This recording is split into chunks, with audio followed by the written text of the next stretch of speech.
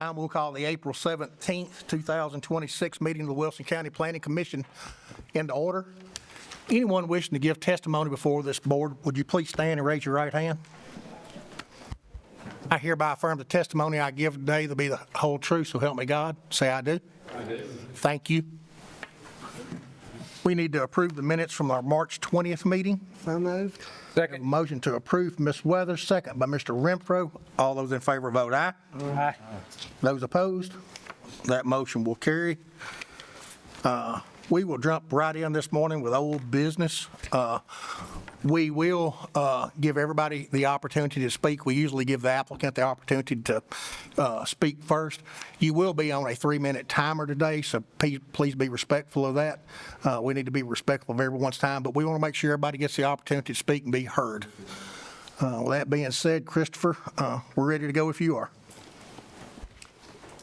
Yes, sir. The first item is the preliminary of Beck Haven Reserve, version 2. This was deferred by the commission last month to this meeting.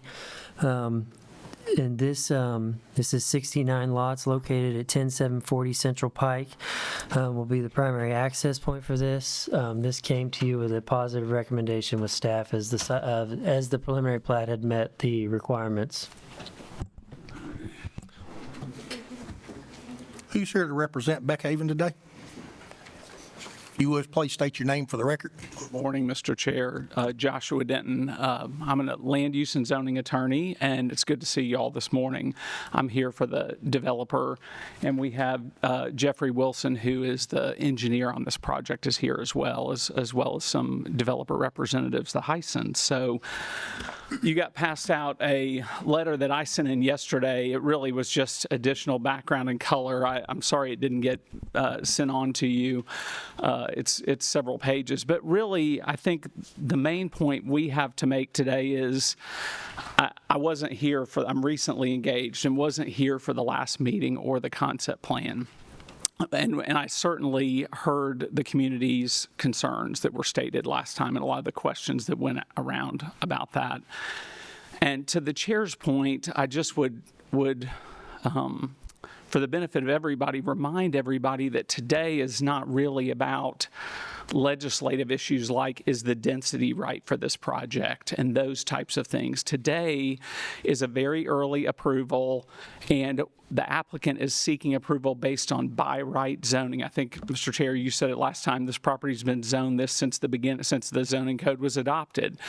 So we're not asking for a change in zoning, just to be clear. We're not asking to do anything that the letter of the codes within the county require of us. As I always say to bodies like yours, the county gets to set the rules and we then have to live by them. And so what we've done and what the team has done is gone through every single requirement that the county has for this type of project and has complied, and staff has confirmed our compliance. And so we've submitted a traffic study we are committed to, and it's on a TDOT access point, as you all know. We're doing more than I think the traffic study would recommend or require, because that's the county's preference, and we're glad to do it, and TDOT's glad to have that done. So we are ticking the box of each and every one of the requirements set forth for a project like this by the county commission. And we would ask, we're here to answer questions, but we would ask the commission to approve us today because we meet the requirements that are specifically set forth in the code. So glad to take questions if you have them, and the engineer is as well, and the representative is as well. So, All right. So we may have to come back to very good. Thank you. Appreciate your time. Do we have anyone else here today wishing to speak on this case? Yes, ma'am. You can go. Oh, you can go first. If you would state your name and address for the record, please. Before we get started, I would appreciate it if you take a look at these pictures and pass them. I also have a petition with 188 names on it that you're looking at against this development. Good morning. My name is Jim Schmidt. I moved to this location 48 years ago. We were looking for our forever home with a country feel and look. We found it at our location on Central Pike in Wilson County. This was back when the only businesses at the Mount Juliet Road at I-40 exit was Melvin's Texaco and the Minute Burger. Now we find out that our forever home is in jeopardy from a developer who wants to put an access road right beside us on a piece of land which is only 150 feet wide. This road would run right through our subdivision. This action will ruin all the reasons we chose this location. We moved from Antioch to get away from the houses and the congestion. I believe Mount Juliet's well on his way to matching Antioch. Let it not be forgotten that I was the last person to find out about this development. I think that's not acceptable.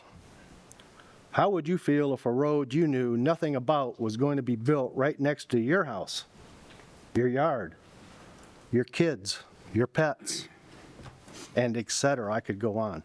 There are many reasons we are against this development, such as the increased flooding risk, ruining of our neighbors' character and feel, additional road congestion and safety concerns, loss of wildlife habitat, and most of all, another sewer step system which does not work correctly or is at near or at capacity. They also pollute our environment. All of you know the problems we have with these systems, yet we continue to approve them. I say don't put another roof on a house until you get the problem solved. You are knowingly putting a sewer system in that has proven not to work and leaving the current residents to suffer the consequences. This is unacceptable. I have discussed this with Senator Pody. He agrees with our opinion of the current sewer step systems, and a bill has been passed by the state that will hold the supplier of these systems accountable for their inept actions. This bill will not go into effect till next year, however. I have provided you with some pictures we took during some rain events at our house, which is again right next to the development. Keep in mind the access road would be just feet from my house. You will notice actual waves of water in my backyard. We don't always have time to take pictures during these events as we are hustling about trying to save our house and contents from flooding. But this happens quite regularly. It's just not once a year. It's whenever it rains hard. We've had to rip out our carpet twice so far. After we bought this current house, we had an in-ground pool put in. At least once a year, a heavy rain would come and fill up the pool with mud and nasty water. We also began to have problems with underground springs eating the pool cement away. We called a backhoe and had it filled in. Mr. Smith, I'm sorry to interrupt you, sir, but your time's up. Okay.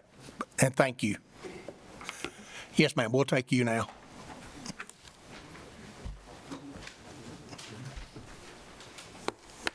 Thank you. Thank you. Pass it down. It's all one thing. Sir Chairman and board members, my name is Jennifer Stahoviak. I am a resident in Timbrook Farms, and I am here today to express our safety concerns. I have a PowerPoint including dates and locations that I have given to you to pass around to share. It will give you a visual, not just me speaking regarding these issues. It wasn't up until a few years ago we tried to start taking pictures of all the wrecks and flooding around us because it is substantial and a huge concern with growth that is continuing to surround us. This is only a few of the wrecks we have actually taken pictures. In the past 10 years, there are plenty of wrecks that have left the scene, leaving behind property damage and car parts, including the approximate 10 wrecks that have taken place on Central Pike in front of or near the proposed entrance for Beck Haven Reserve in Walton's Grove. Some of these wrecks ended up in front yards. It has gotten so bad we have reflective vests, flashing flashlights, and walkie-talkies to direct traffic until the police arrive because it's so dangerous. We understand that the people have the right to sell their property. However, instead of adding 60 subdivisions of 69 to 600 homes, consider making lots with fewer homes to lower the amount of vehicles that travel Central Pike, Beckwith, Logue, Harkreader, and Lowman, which highly increase the wreck risk. This county has crammed 6 already established subdivisions, which is probably over 1,000 homes, with an average of 2+ drivers per home, yet nothing has been addressed for the infrastructure or safety, and you continue to approve buildings of subdivisions and houses. We no longer have children in school, however, it's still a great concern. Adding all of the new homes with additional children traveling these roads, whether it's on school buses that already don't have enough drivers for all the students, or if it's the parents taking their children to and from school, creating more traffic. This Central Pike Elementary is really going to be a mess with traffic. People losing their patience sitting in traffic, especially high school student drivers driving fast because they're running late.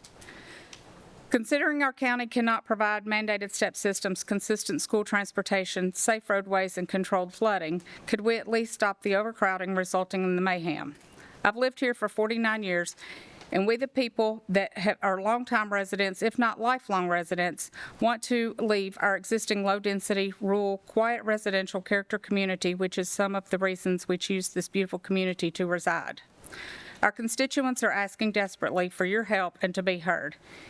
It appears it just falls on deaf ears. The builders come to our communities, put up all of these homes that are approved by this board, and then they leave with us with empty promises and the established citizens to clean up their messes, having to deal with all of the problems they created.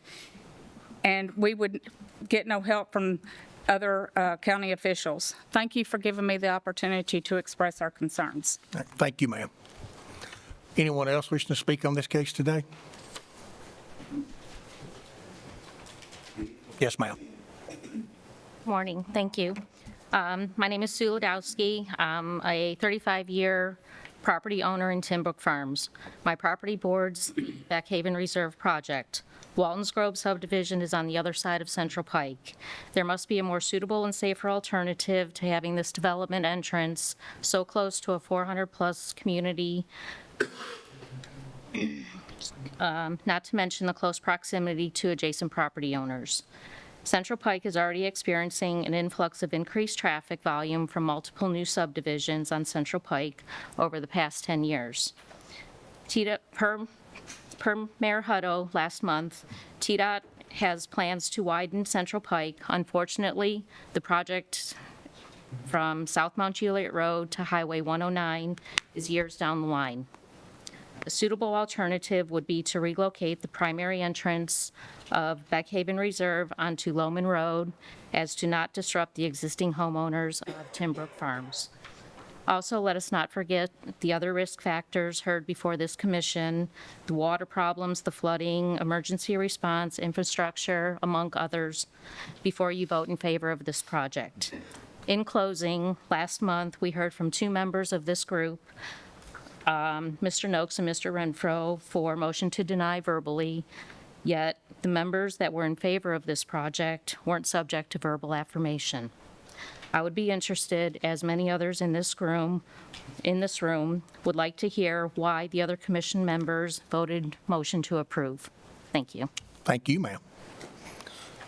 Who else do we have here that speak on this case today? Yes, sir?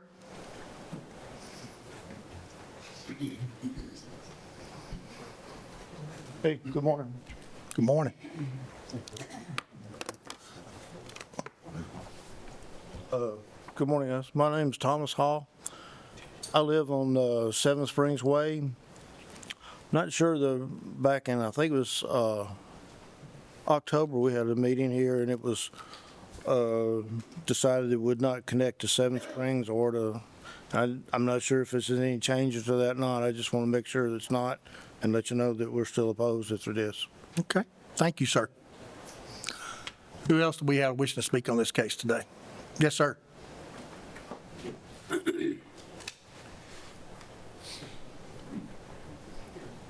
Good morning. Morning. My name is Eric Cleveland. I am the president of the HOA for Seven Springs Estates, and I'm here mainly to understand with this project, how is that going to connect to Seven Springs in terms of electricity as well as plumbing, right? We have a couple of cul-de-sacs that could be opening and access through those cul-de-sacs. Well, I'm here to say that we don't like that as a community, and I have a bunch of people here with me today. and we just want to understand what that's all about. We have some handicapped people in our neighborhoods that's out walking around with walkers, elderly people as well as young folks. So that increase of traffic will not be conducive to our neighborhood. Thank you. Christopher, do you want to speak to that now? We've heard a couple of comments. Does this connect to Seven Springs at all? It does not connect to Seven Springs or Quad Oak communities. The board decided to terminate those connections at the sketch plat phase. Okay. As far as to answer the water and electric, this board does not have purview over that. I can't speak for Middle Tennessee Electric. I've not had communications with them, but as far as Gladeville Utility, which would be the water provider, they are going to require loops for their infrastructure into Quad Oak and Seven Springs communities. So that water infrastructure will be connected through those developments.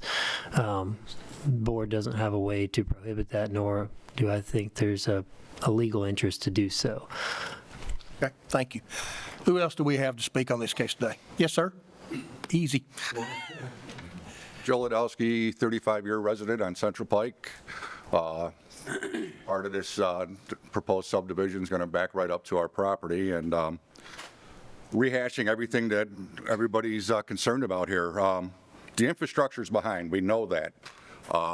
Central Pike, there's plans for it, but not until 2030, I believe. And it just makes it seems like it would be common sense to let this infrastructure catch up before we start adding any more homes. Just doing some searching on my own here. Bureau of Transportation says that just 20 homes can generate up to 200 vehicle trips a day. We're talking about 69 here, plus just finding out this morning that between South Mount Juliet Road and Beckwith, there's plans for almost 3,000 more homes on property out there. So all you got to do is drive down Central. There's capability of that. There's capability to that. But if you just drive down Central Pike, you see all the land being cleared. You see when do we just say enough is enough until the infrastructure catches up? We'd be naive to think that we can stop all new construction, but let's take a breath here. You have the opportunity to let infrastructure catch up. The step systems are beyond, I'm sure, they're on the news almost every day anymore, right? Wilson County, we're getting a bad name just because we're becoming a giant sewer. I mean, that's not the county I moved into 35 years ago. It was country, right? And again, I know there's just no way to stop it, but we can control it. We can get better, let's get caught up with the step system infrastructure, the road infrastructure. Other than that, quality of life. I've watched a lot of the videos from prior and past meetings, and quality of life is a big thing when I listen to all these meetings, regardless if it's this particular proposed development or any. Mr. Schmidt, myself, the Mayhans, been there for 35 years, and I don't know, some of you probably remember Mr. Schenkel, and boy, he was my neighbor across the street, and it was beautiful to wake up in the morning and 60, 70 cows walking around, and it was nice. I get it, things change, but every time this changes, it seems like we're just adding to an existing problem, and I'm just asking that we take a breath. We have the ability to just take a breath here and let things catch up. And then again, as far as quality of life, boy, the Schmidts, the Mayhans, all of a sudden their quality of life is shot as soon as that road goes in. It's 200 and some odd cars every day going by their house. It's just, to me, that's just an unacceptable thing, and there's got to be an alternative to getting access there. We know Quad Oaks doesn't want it. We know Seven Springs doesn't want it. We don't want it. Timberbrook Farms doesn't want it, but Yes. Maybe there's a way to do something off of Loman Road? Thank you, sir. Yes, ma'am? Name is Marva Schmidt, and our property on Central Pike is adjacent to the proposed entrance going into Beck Haven Reserve. My main concern is the wildlife. When Shangle's property across the street sold, that was 180 acres, and if I'm not mistaken, there's over 400 homes there, displacing the wildlife that was on that property. Just down the road from us, there's going to be some property auctioned off that is 40 acres. If the 60 acres behind us is used for development, where are the wildlife going to go? Thank you, ma'am. Anyone else wishing to speak on this case today? Yes, ma'am. Please come forward and state your name for the record. Jessica Mahon. I'm sorry, what was your last name? Jessica Mahon. Mahon. Thank you. Thank you, ladies and gentlemen, for hearing my concerns today. You see, we are under threat of being robbed, and I'm hoping that if it is at all within your power to put this to rights, that you will do so. My husband and I own the property directly east of the proposed connector road. Right now, in our current country setting, our property enjoys a front yard and a backyard. Front yards are public. They're for keeping up appearances and greeting strangers who come to your door. They're manicured lawns and trimmed hedges. Front yards are free for anyone to view, anyone to judge, and even for the Google Street View car to immortalize on the internet. But backyards are for privacy. Backyards are vegetable gardens with overgrown weeds or hanging wash on the line. They're for running outside in your PJs, wielding a long-range weapon because the daggum coyotes are after your chickens again. When lying out under the stars listening to crickets. Backyards are all these things and more because that's where real life happens. And that is what is being taken from us. A public road running the length of our backyard means that instead of having a front yard and a backyard, we have 2 front yards. Instead of stars, we'll get the relentless glow from electric street lamps and headlights. And instead of crickets, we'll have to listen to the artificial roar of engines at all hours of the day and night from trucks being driven by boys with more tailpipe than manners. Instead of being able to defend my flock from a safe distance, I'll have to confront predators up close and personal-like. But perhaps the greatest travesty of all is not what I will be but what my kids will be losing. For more than a decade, my daughters and I have been heavily involved in our local American Heritage Girls Troop. One of the activities our troop enjoys is camping, and during COVID, the popularity of camping skyrocketed. And so now the campsites that we would have gotten a few months or in advance, now we have to wait 6 months or even a year. They're already reserved. To ensure my girls in the troop were still able to participate in one of America's favorite pastimes, my daughters and I cleared land and built a campground in the woods at the back of our property. We now have a safe, free space where we can make memories while learning valuable outdoor skills. But that campground sits at what would be the corner of the road and one of the lots. And were construction to move forward as proposed, that public street would be less than 70 feet from the sleeping area and less than 40 feet from the bathroom, and I'm being generous based on this. These girls' safety is my top priority, and I could not, in good conscience, allow young girls to sleep that close to a public street where any random stranger driving by could see them and potentially infiltrate our camp. With a road on that property, backyard camping of any kind would be out of the question. Now, I realize that people choose to live on corner lots all the time and get by just fine. God bless them, but we did not. I also realize that the property in question is not our property. However, it touches our property, and therefore any drastic changes that occur on that property are going to directly affect us. And therein is where we will be robbed, not of physical stuff that could be replaced, but of something even more valuable, our privacy. The privacy that comes from having a backyard in a country setting, the privacy that we chose and paid for when we bought our house 10 years ago. All right. Thank you very much, ma'am. Anyone else wishing to speak on this case? Yes, ma'am, please. If you would, please come forward, state your name for the record. I'm not signed in. That's okay. You come on.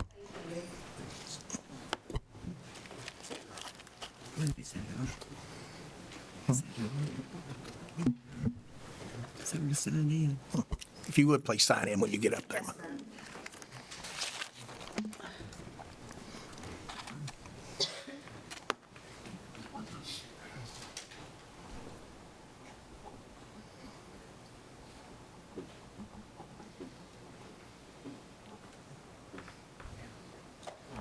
Yes, ma'am.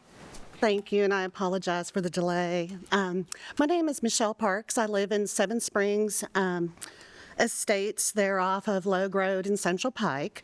Been a resident for 20 years. I have school-aged children, and it has been a beautiful community to live in. One of the concerns that I really want to bring up is what I witness on the roads every single day, down Central Pike, off of Logue Road, off of Beckwith, and getting onto the interstate. When my children became school age, Gladeville was over capacity, and to meet the needs of my children, we chose private education. So therefore, I am a road warrior, and I get to witness a lot of what occurs on the streets every single day. when I see a school bus on Beckwith about to sideswipe with a FedEx truck, that is public safety. When I see our Wilson County Sheriff's Department trying to get around on roads that drivers, there is not a shoulder. It is a drop-off. It is a huge public risk. When I see our farmers, the men and women who provide us the food to sustain us, they are putting themselves at greater risk trying to make a living, to provide for our community. Wilson County was known at one time as the most wonderful county here in Middle Tennessee for agriculture. It is slowly going away. Yes. We have wildlife in our backyard, and I'm seeing more and more of it deceased because they are being driven out of their habitats. I am concerned about the flora and fauna of Middle Tennessee, specifically in Wilson County, our ecosystem, our water, our electric, and as others mentioned, our quality of life. I am not against progress at all. I love to have the convenience. However, let's be sustainable. Put in a memorandum to stop the development until you get smart about this development to be able to move forward for a better tomorrow. Thank you so much. Thank you, ma'am. Anyone else wish to speak on this case today?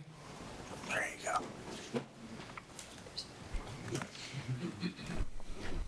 Oh, I'm sorry. Go ahead, Mr. Young. I think everybody's got one of these packets. My name's Ken Young, 1221 Shop Springs Road.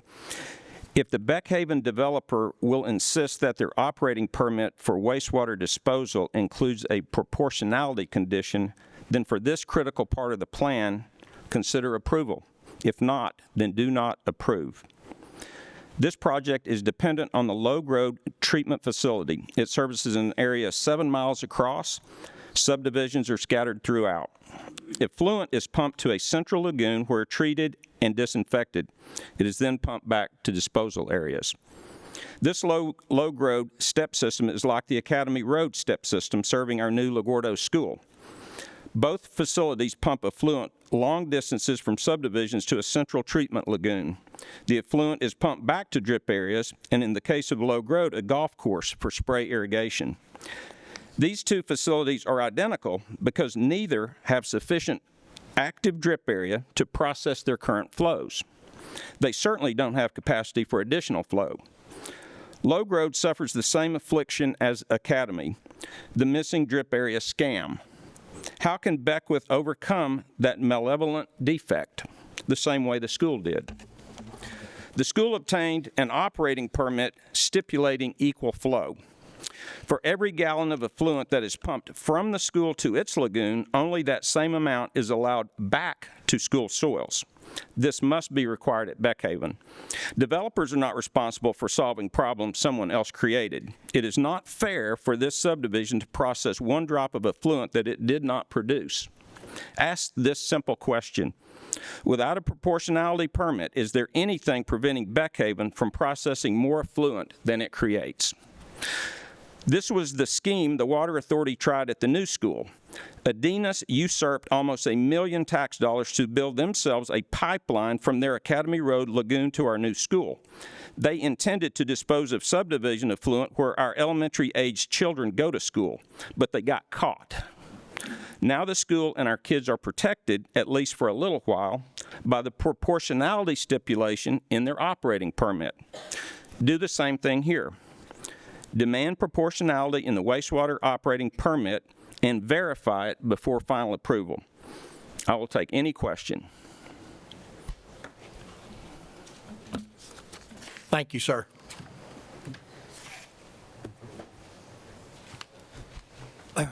Luke Myers, 575 Corinth Road. This is not my neighborhood. I'm not neighbors to this property, but I do understand the feeling coming from the property owners that are lying beside it. I'm not going to harp on anything they've already talked about. I think they've made their point very clear. My biggest concern as of right now is that, what creek is that right there that's riding up beside Beck Haven? Suggs Creek, okay? Suggs Creek is the main blue line system that everything from Couchville Pike to Central Pike runs into. No matter what, it all funnels into Suggs Creek. If anybody knows what time of year it is, it's springtime in Tennessee. What happens on Stewart's Ferry and Myers Road every spring is just a matter of time. It's coming. We're going to get flooded, okay? Happens every spring. It's just a matter of when. All this does is add 69 more roofs to funnel more water into Suggs Creek. Now, will that directly affect all of Myers and Stewart's Ferry? No, it will not. Where this cuts in is further down, but it will have an effect. There's no way around it. The other thing is that the last month when we were up here voting, Mr. Noakes, Renfro, Ms. Nicholson, and Houston Neal, they all stuck up for the people of the area. That is your job. Your job is to listen to the people here in Wilson County. It's not to listen to the developer. The developer, he's paid to be here. We're not paid to be here. We're here on our own time, on our own dime, okay? And I looked up something about this planning commission. There was a sentence in here that kind of bothered me. It says, this department also routinely works with other county departments, government agencies, and private entities to improve efficiencies and levels of service to citizens of Wilson County. Well, the citizens of Wilson County are telling you right now they don't want it. Now, I know that y'all have to work within a set of rules. I do understand that. I'm not saying that to break any rules here. I'm just saying that when the people around here have concern, it's your job to side with them, not to side with the developer. So, and I hate to point out names, but there's a couple of you that weren't here at the last meeting. It's gonna boil down to your vote today if we at least put a halt or a pause on any more development going into the future. This is going to be kind of a staple for that. Now, I'm just asking you to vote with the citizens that are up here that are very concerned about this development. Thank you. Thank you, sir. Anyone else we have wishing to speak on this case today? Yes, ma'am. Eliana Mahon. I live at 107. I live like right next to the road that you're going to put in. You've heard from all the adults here. I'm a minor. I live right next to this road. It is not safe for me, okay? So is it possible, if we have to put the road in, to at least put up like a privacy fence or something to keep me safe? Because there are drunk drivers, there's dogs, there's prying eyes, there's people. Road come with that. There's a lot of dangers, there's a lot of crashes with roads. Our house isn't that far from this road that you're going to put in. I would not like a car in our living room.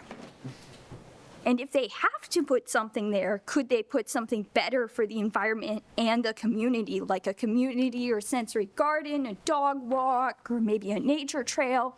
Because these can build community. You wouldn't have to tear down all the trees, so the children from all these neighborhoods can just come here and they can learn what lives here, they can learn about the wildlife, and they can learn how to help them.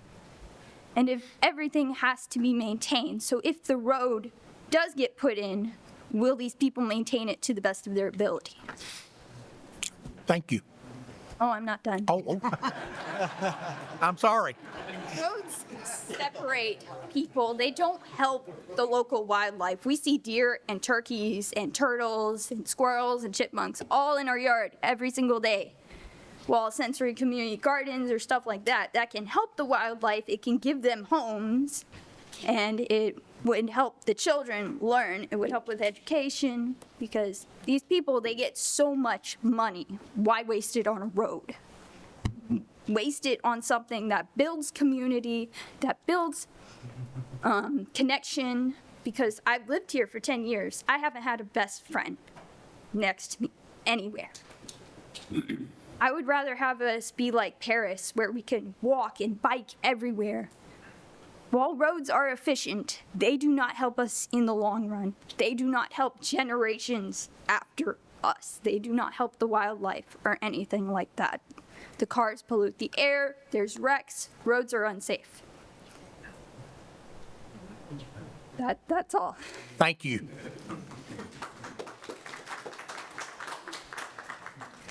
Anyone else wishing to speak on this case today?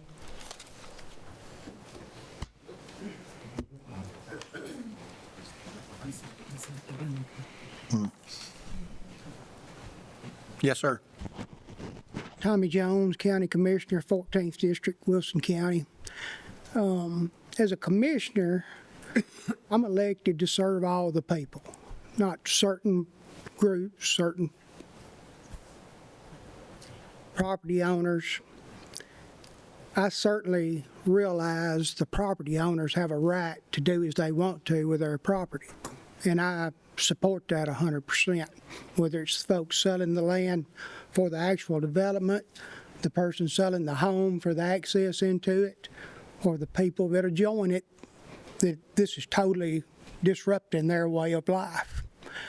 And in this instance, I think what needs to happen, we don't want to stop the property owners from being able to sell their property, of course, but the development as proposed is just not cohesive with what's being proposed. This property actually has a quite amount of road frontage on Loman Road, but we're choosing to ignore it.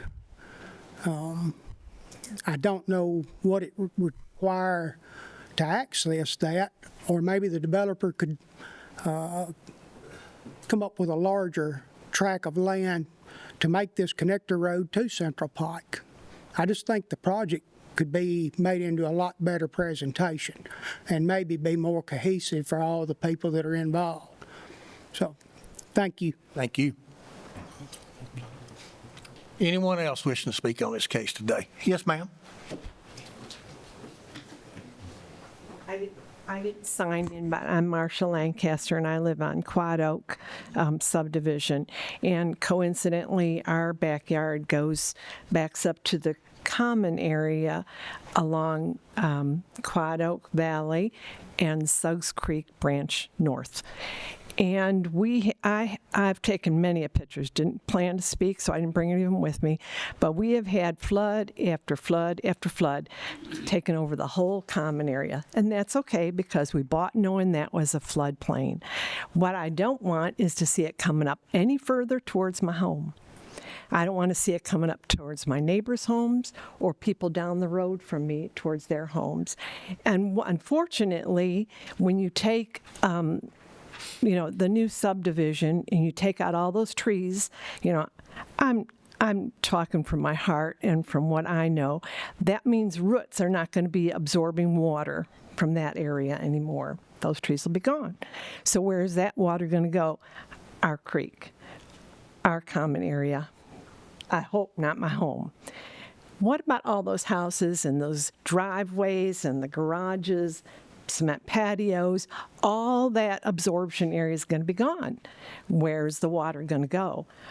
Our creek, our floodplain. I hope not my home. And I just want you to be sure, really sure, that you're considering, or whatever the studies were that were supposed to be done and submitted to the state agencies, that water flow off is not going to cause a problem to my neighborhood, to my home, to everybody else that's speaking about their neighborhoods and the creeks overflowing. We don't want that, and you're not going to come and bail out my basement when it's flooded. Right. Thank you. Thank you, ma'am. Anyone else wishing to speak on this case today? Yes, sir. Give you a chance to rebut. If I could, I'll just take a few minutes and say a few things. And I appreciate the citizen comment and the interaction on it. On the flooding piece, I guess I would start with that, and the water. A lot of the comments are addressed. I just want to remind the commission, this is a preliminary plat approval. And so we are meeting the requirements that the code has set forth that we have to meet, and staff has said we meet those requirements. Number one, this is the start. There was a sketch plat that happened in the fall. Now we got preliminary plat, and then there will be a whole lot more of an analysis and approvals that will have to come, both locally and at the state level. We've got TDOT, we've got TDEC issues. To the flooding and the concerns about water, I get that.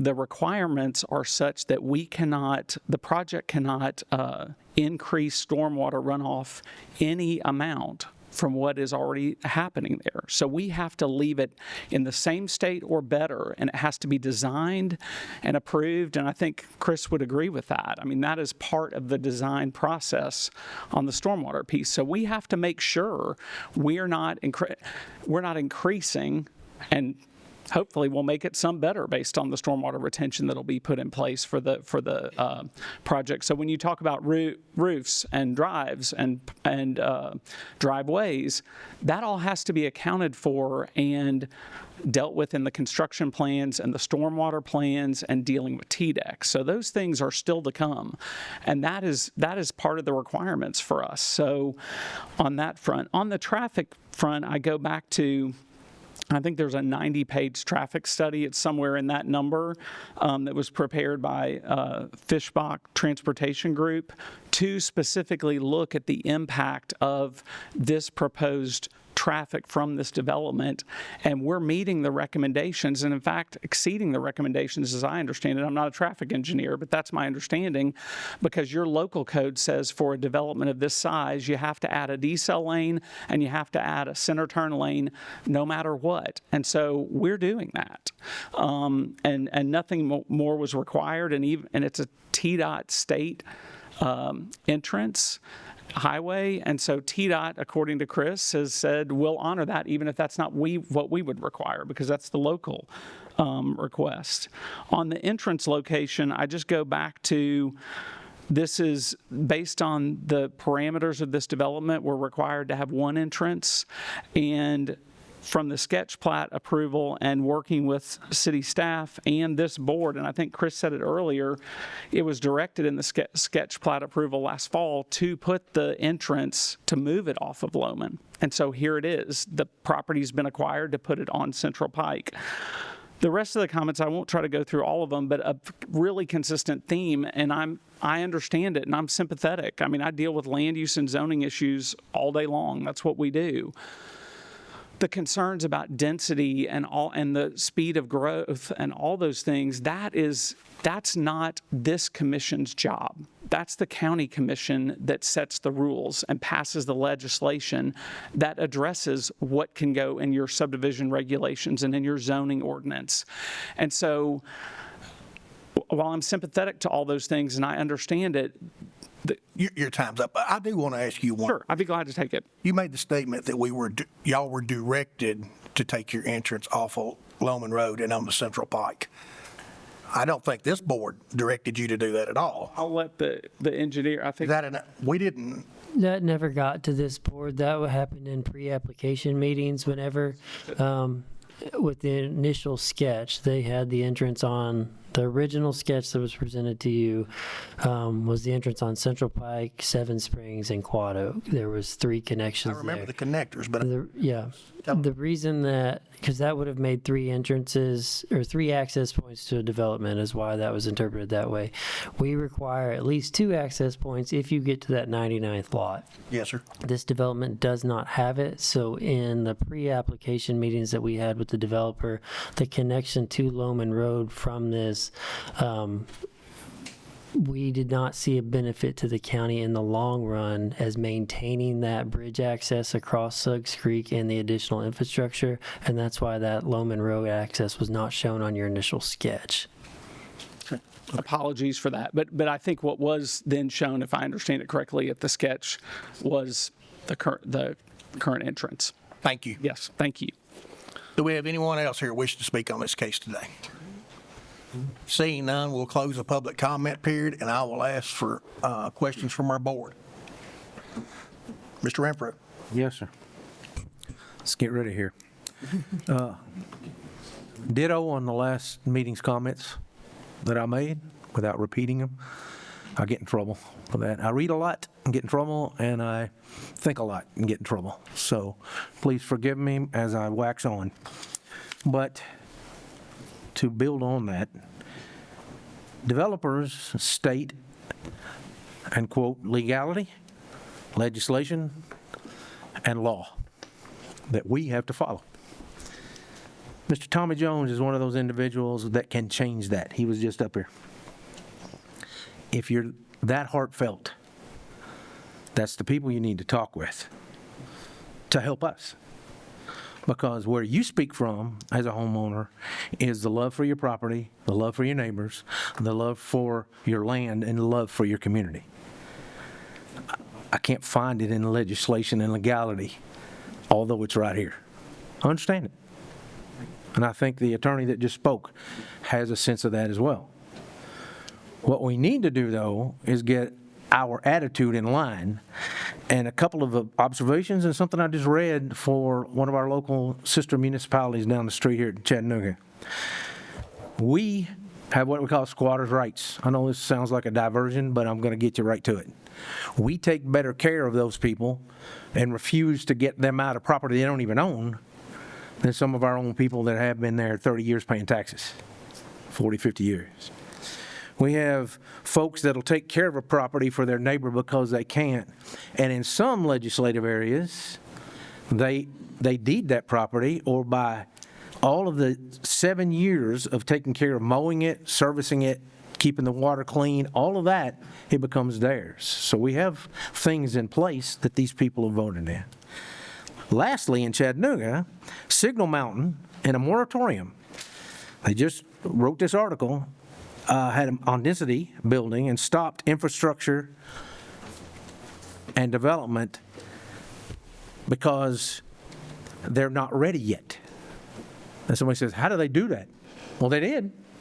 I read the article. Now, there was not a whole lot of detail. This board can't do that. It's the elected officials that do.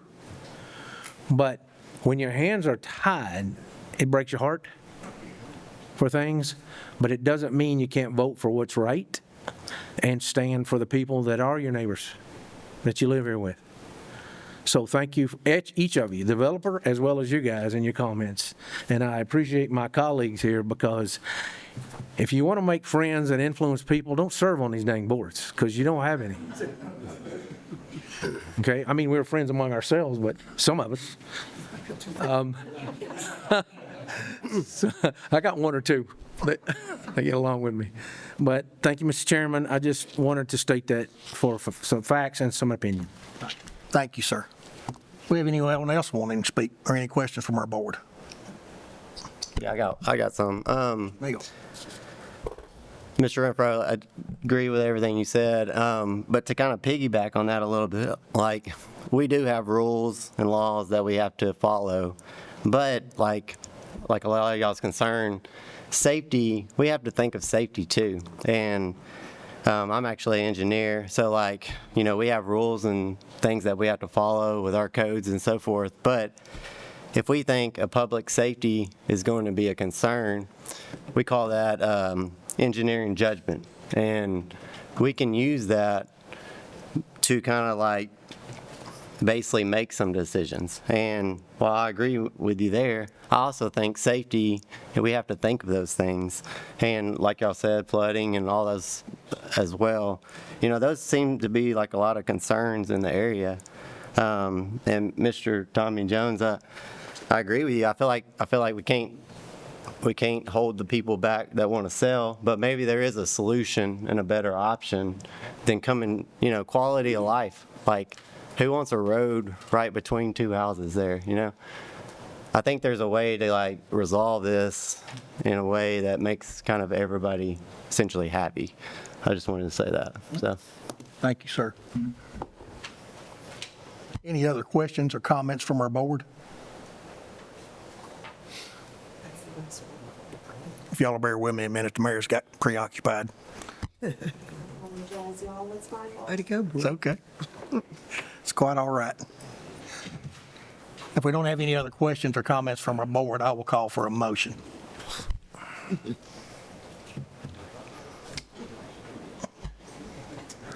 And Christopher, this was deferred at the county's request. This was deferred by the county. By the county, I'm sorry. Yes, sir. Last month. And we don't have that as an option going forward, unless it's agreed upon, correct? The developer would have to request the deferral if you wanted to kick it down the road to another planning commission. If you all chose to defer it, which you could, but that the plat would automatically be approved because that is not an action come April 25th. So you would defer it, but you'd never see it again in this state. The next time you'd see it is... Never see a preliminary again. That is correct. Once we get drawings and plans and road and drainage and everything. Yes, your action today would either need to be to deny or to approve, or if you want to have the applicant come back up and discuss further deferrals, that would need to be at their request. Okay, I understand. All right, do we have a motion from our board? I do have other questions. Let me ask a question. I'm sorry. Christopher, we heard lots of conversation today, and I know that the conversation at the very beginning talked about what this board is charged with today. Items that come before this board are preliminary plats. What's the next step? Sketch. There's sketch plats is the first step, and then preliminary, and then final plats for Final residential. plats. So we're in the second phase of this one right here. Yes, sir. What can we consider, and I'm just going to ask you these questions, can I consider that access road entrance? You can, yes, sir. I mean, you would need to offer a solution or a reason for whatever direction you take. Yes, sir.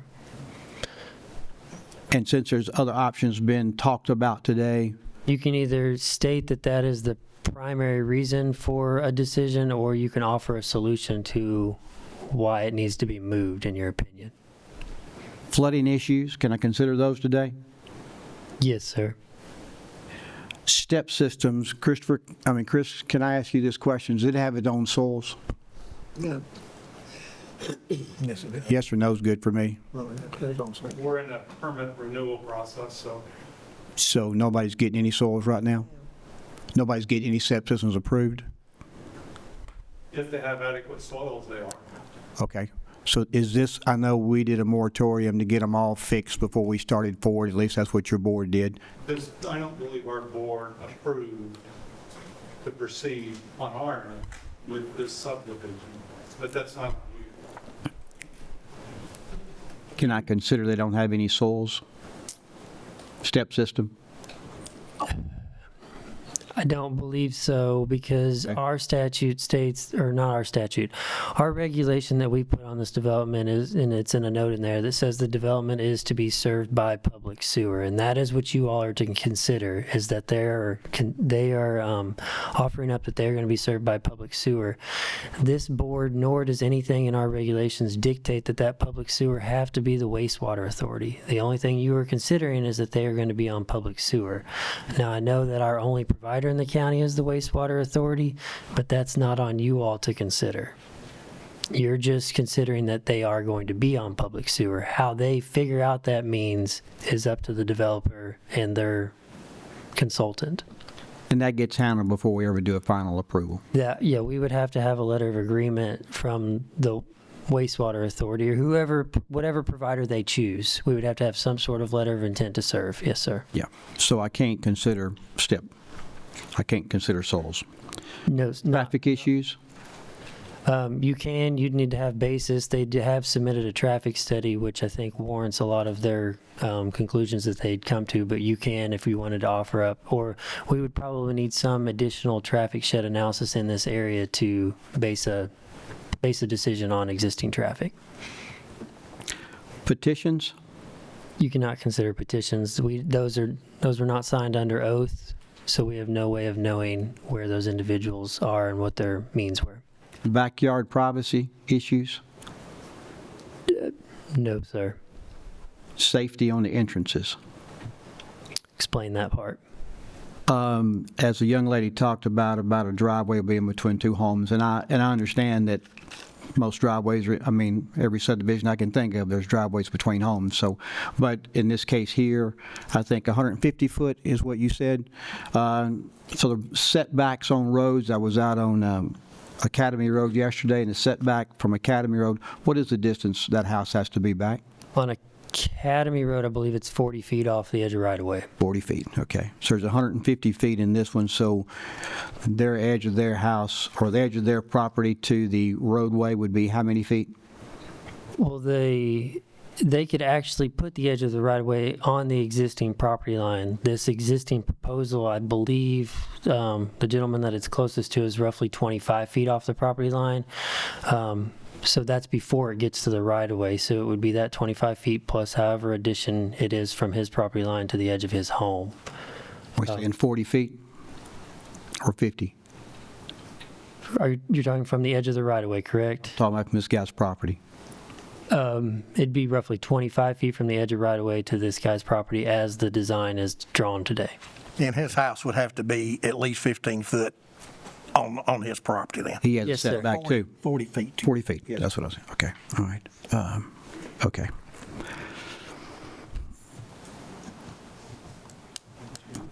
That's good, I'm good. Again, I will call for a motion. But to add to those two questions for Chris, for his questions, if I may. We'll accept those questions. Sir? We will. Go ahead. Thank you.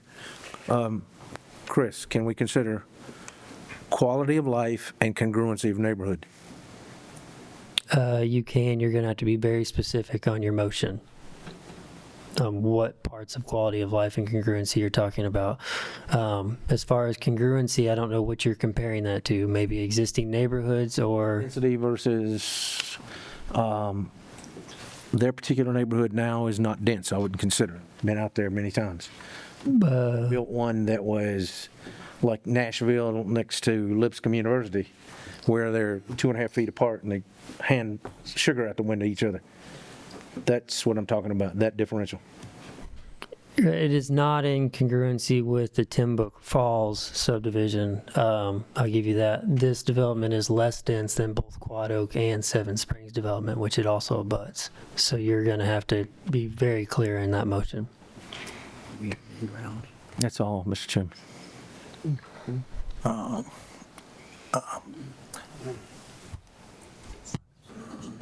They have that Legal, yeah. Yeah. Mike, just for clarity, we've heard some of these arguments before. Yeah. And to make a blanket statement of quality of life, which I completely understand, how do we measure that? Are we allowed to measure that? Are me and you going to consider the answer to that the same? I'll start with the last one, probably not, but the law's pretty clear. It's got to be something specific. Quality of life is something we all know, but we all probably define it a little bit different. So quality of life as a statement is not going to be enough.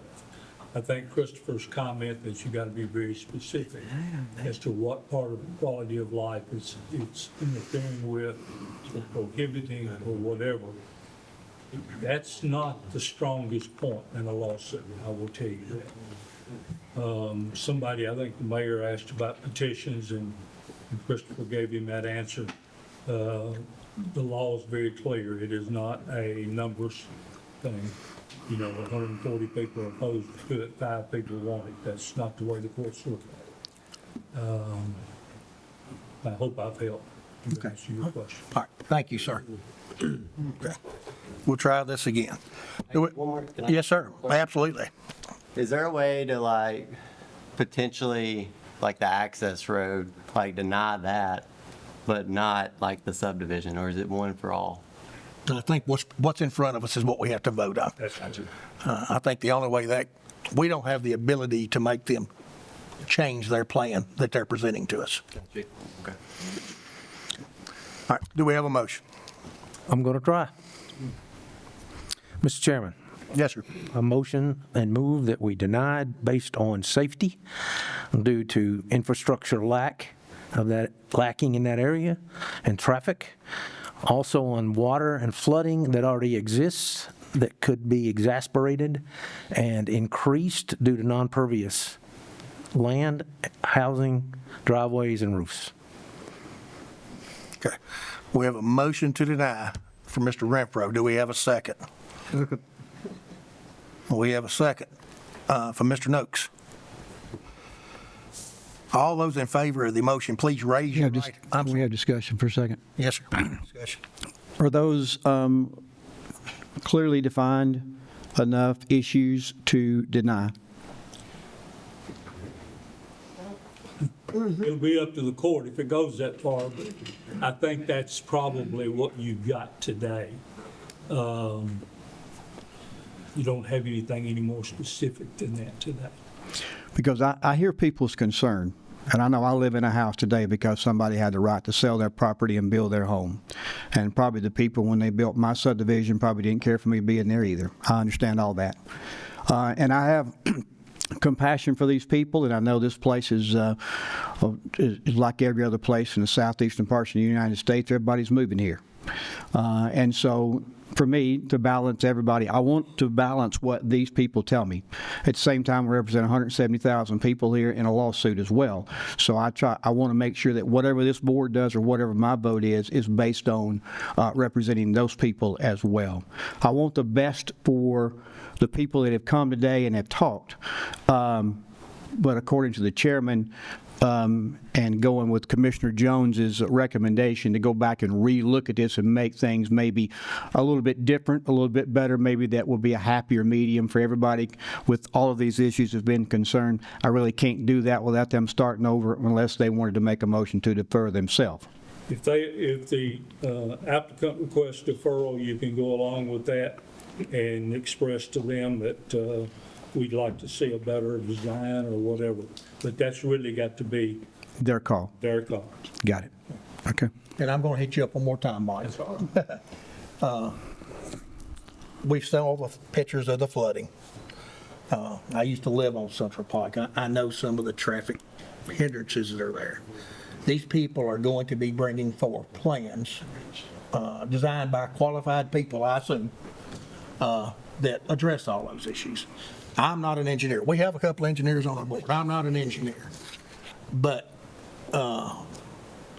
if they can show us professional standard things that address these, what standing do we have? Do we have a standing to disagree with that? It becomes more difficult for me to defend that if you disagree with it and make that type of case. One thing that the cases are clear about, and that is, we all know that when you build more houses, traffic's going to increase. We know that. So the court says, well, if you deny something based on traffic, give us something specific as to how the increase is going to be harmful and detrimental. And that's not just because there's going to be more cars on the road, okay? Can't be a blanket. It can't be. It's kind of like quality of life. Now, having said that, I want to make sure everybody out there understands and y'all understand, whatever happens here today, if it's approved and it goes to court, I'll defend what you did. If it's denied and it goes to court, I'll defend what you did. That's my responsibility. Yes. Did you get everything you needed, Mayor? I did. Okay, thank you. We have a motion on the table to deny. All those in favor of the motion, please raise your right hand. Question before we vote. Mr. Turner. Could we see if they would be willing to defer and ask Mr. Renfro to withdraw his motion? I don't know that we have the right to ask him. I'll certainly give him the opportunity to do that if he were so inclined to do so, but I don't know that that would certainly be on them. All right. We have a motion to deny. All those in favor of the motion, please raise your right hand. 1, 2, 3, 4. We have four people. I can't make sure Jamie hides from it. We have four. All those against, please raise your right hand. And we have a 4 to 5 vote. I need to notify you that with present bylaws of the Planning Commission, it takes 6 votes for or against anything to pass. So right now, this would be a stalemate.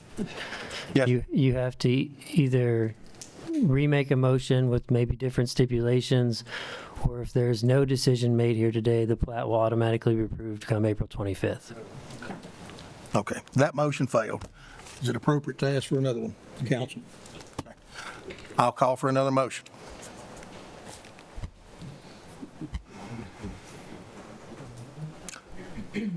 We don't have another motion.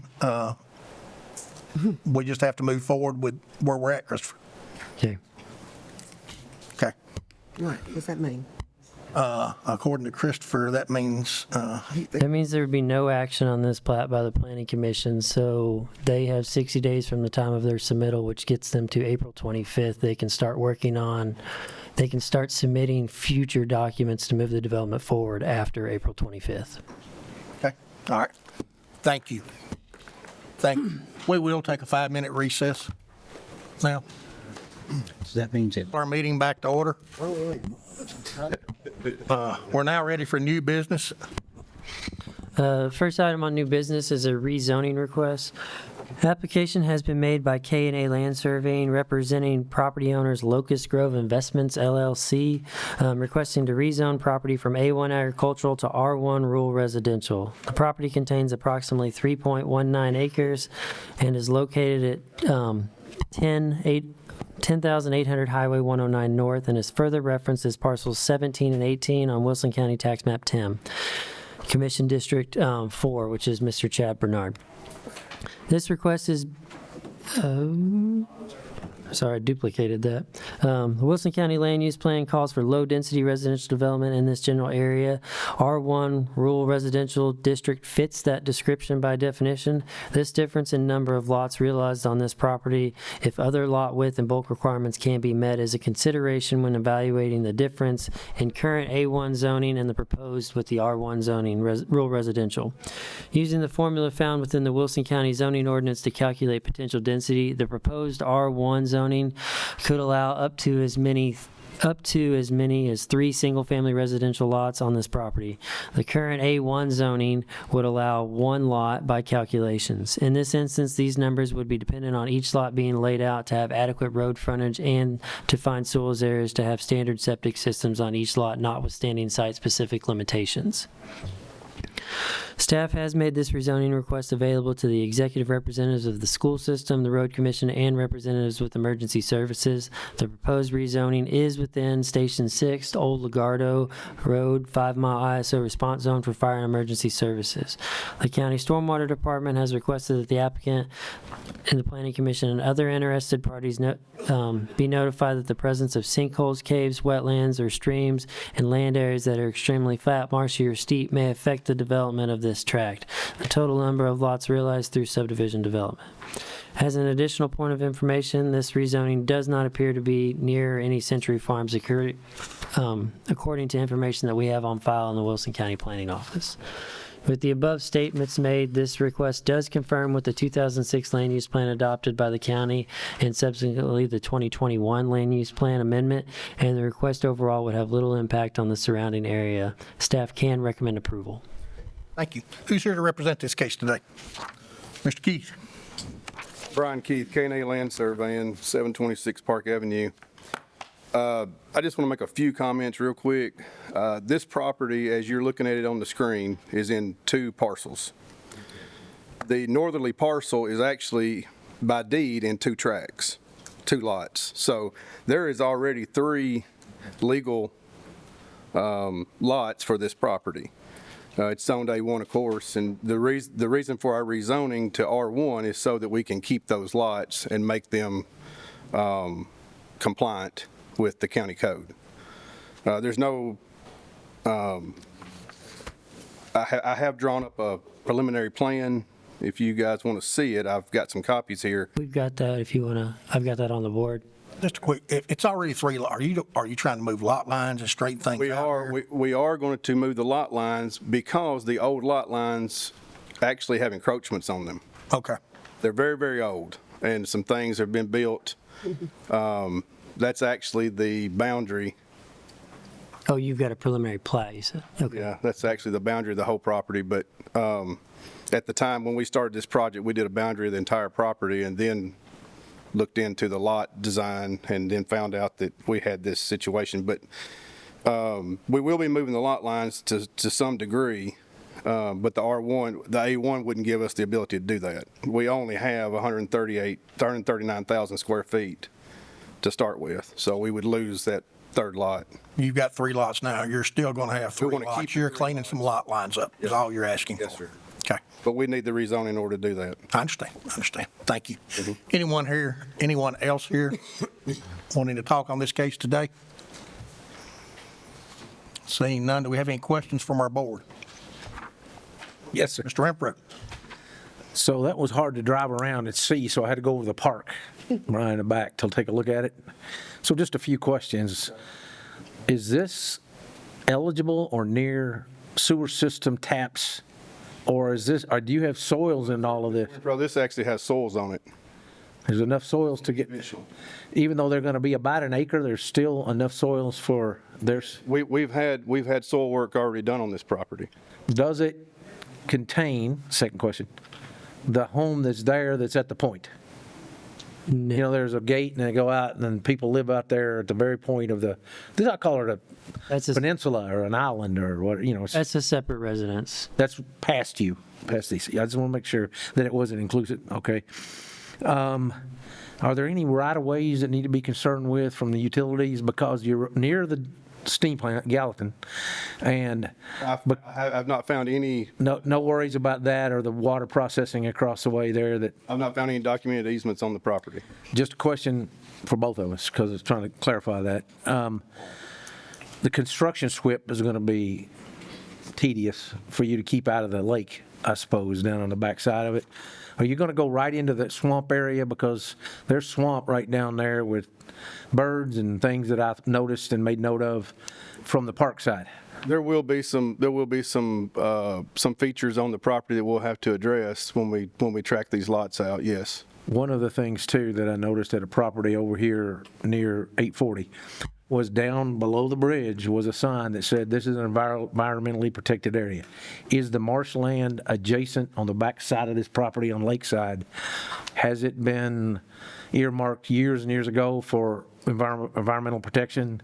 Something you need to consider there and could be affected by the sewer. So sorry. We can obviously check into it. I've not had anything provided to me, or nor have I found any wetlands and or protected areas that are officially noted. Excellent. Just notes that I was making, sir. No indictment to anybody. And the destabilization of the ecosystem in that lake is important. There's, you know, the effluent that would be running off of those soils. Are you going to mitigate that somehow to keep it out of the lake water because that already has its own system? Yeah, well, so first off, a functioning conventional septic system does not have runoff. So nothing that goes into the system. Absorption, I guess, is the word. Absorption would go into the soils on the property, never make it to the water of the lake. You think? Well, if it's functioning properly, yes, sir. I know it won't. Okay. Well, just some concerns I saw as I drove around that property and almost got ran over in 109. Different story altogether. Well, that's a problem we can't do anything about today. Yeah. Anyway, thank you, sir. That was it, Mr. Chairman. Any other questions from our board? Do we have a motion? Motion to approve based on staff recommendations. Motion approved from Mr. Turner to approve based second on staff recommendations. A second from Mr. Renfro. All those in favor vote aye. Aye. And those opposed, that motion will carry. Thank you, Mr. Key.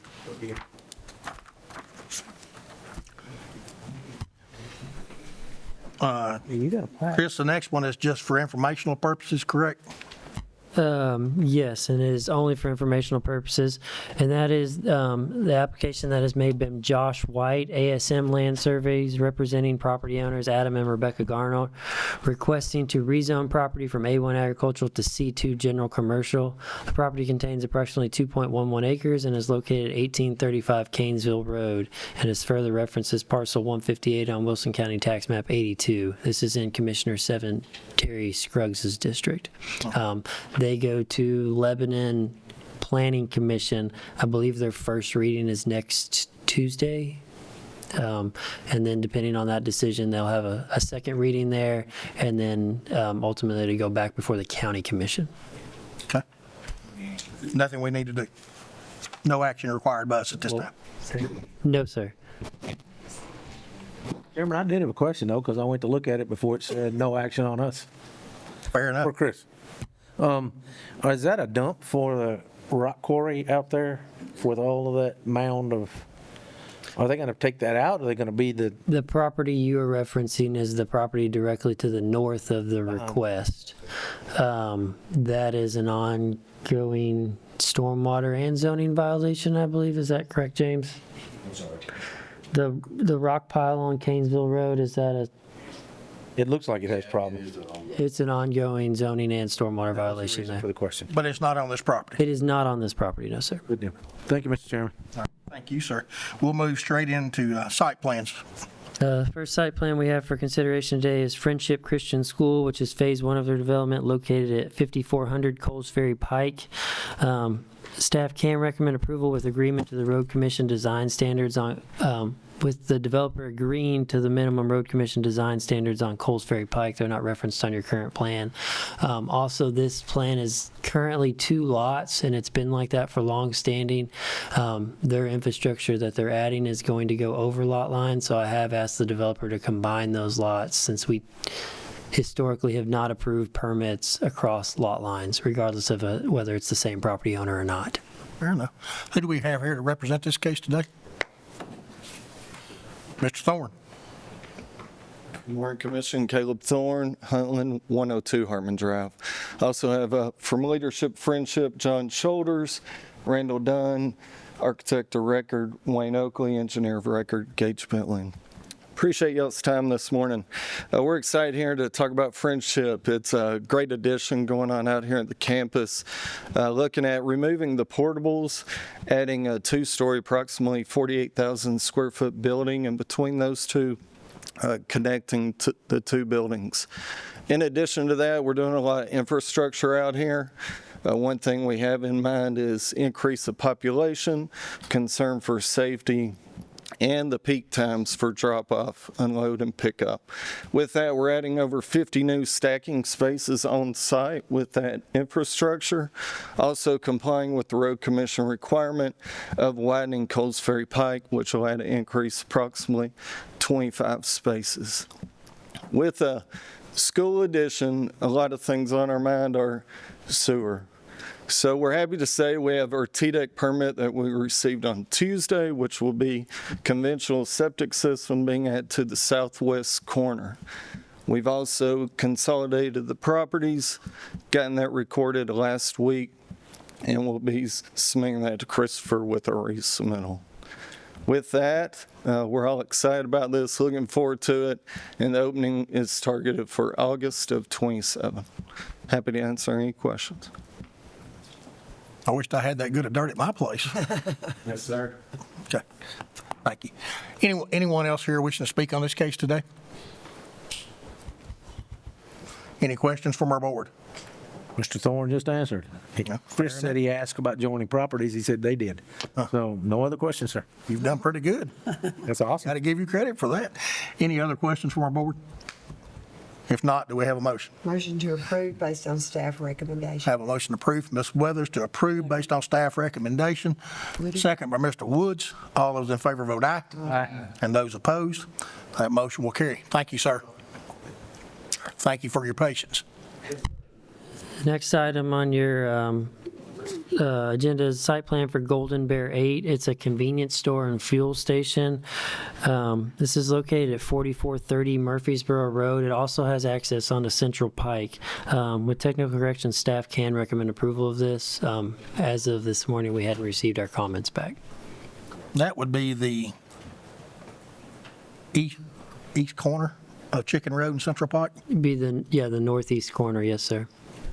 Thank you. I know I've been in a few meetings with TDOT, and they are requiring, and if you all are familiar with this development had approval from this board probably 4 years ago in 2022. That site plan has since expired. They're only valid for 2 years.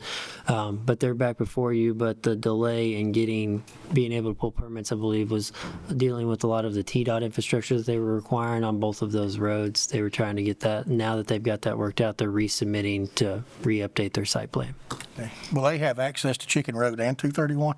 They will, yes, sir. Good. All right, thank you. Who's here to represent this case today? Do we have anyone here to represent? Seeing none. We have anyone wishing to speak on this case today? Any questions from our board? Just one. Chris, can you go back one to the previous slide?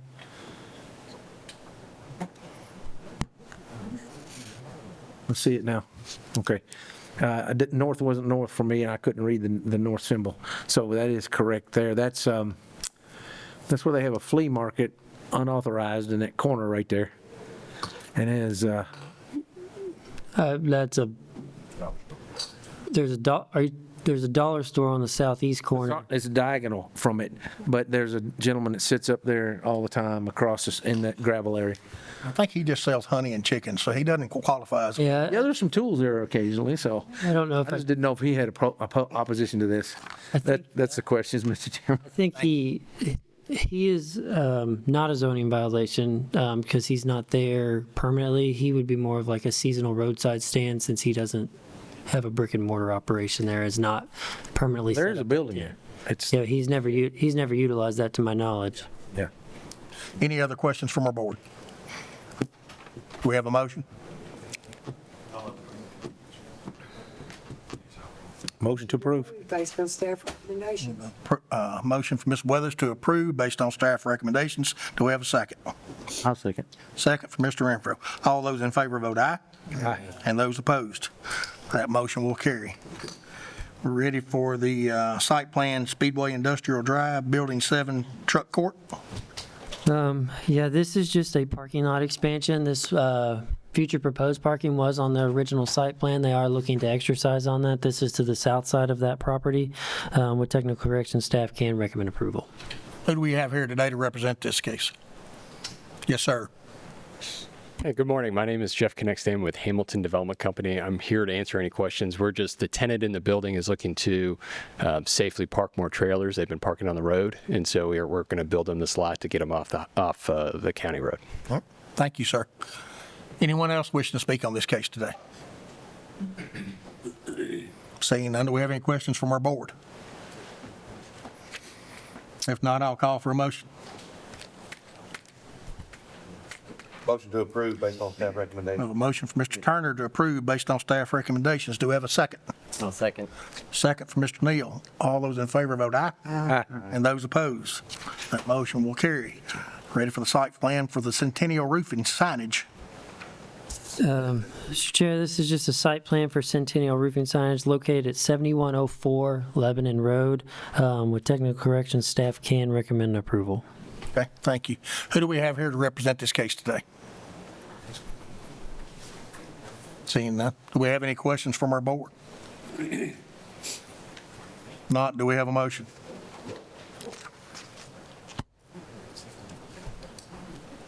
Motion to approve based on staff recommendations. A motion to approve based on staff recommendations from Ms. Weathers. Do we have a second? I'll second. Second from Mr. Turner. All those in favor vote aye. Aye. And those opposed. That motion will carry.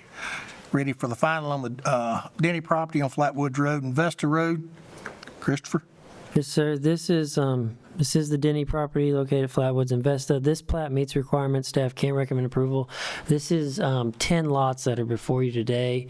I don't know, in my first due diligence, I was not aware of this. Some of you may know this Denny property. I believe it's upwards of 400 acres. So there's a total of roughly 25 lots being developed, but only 10 of them are subdivision review worthy by this board. Everything else is going to be above 5 acres.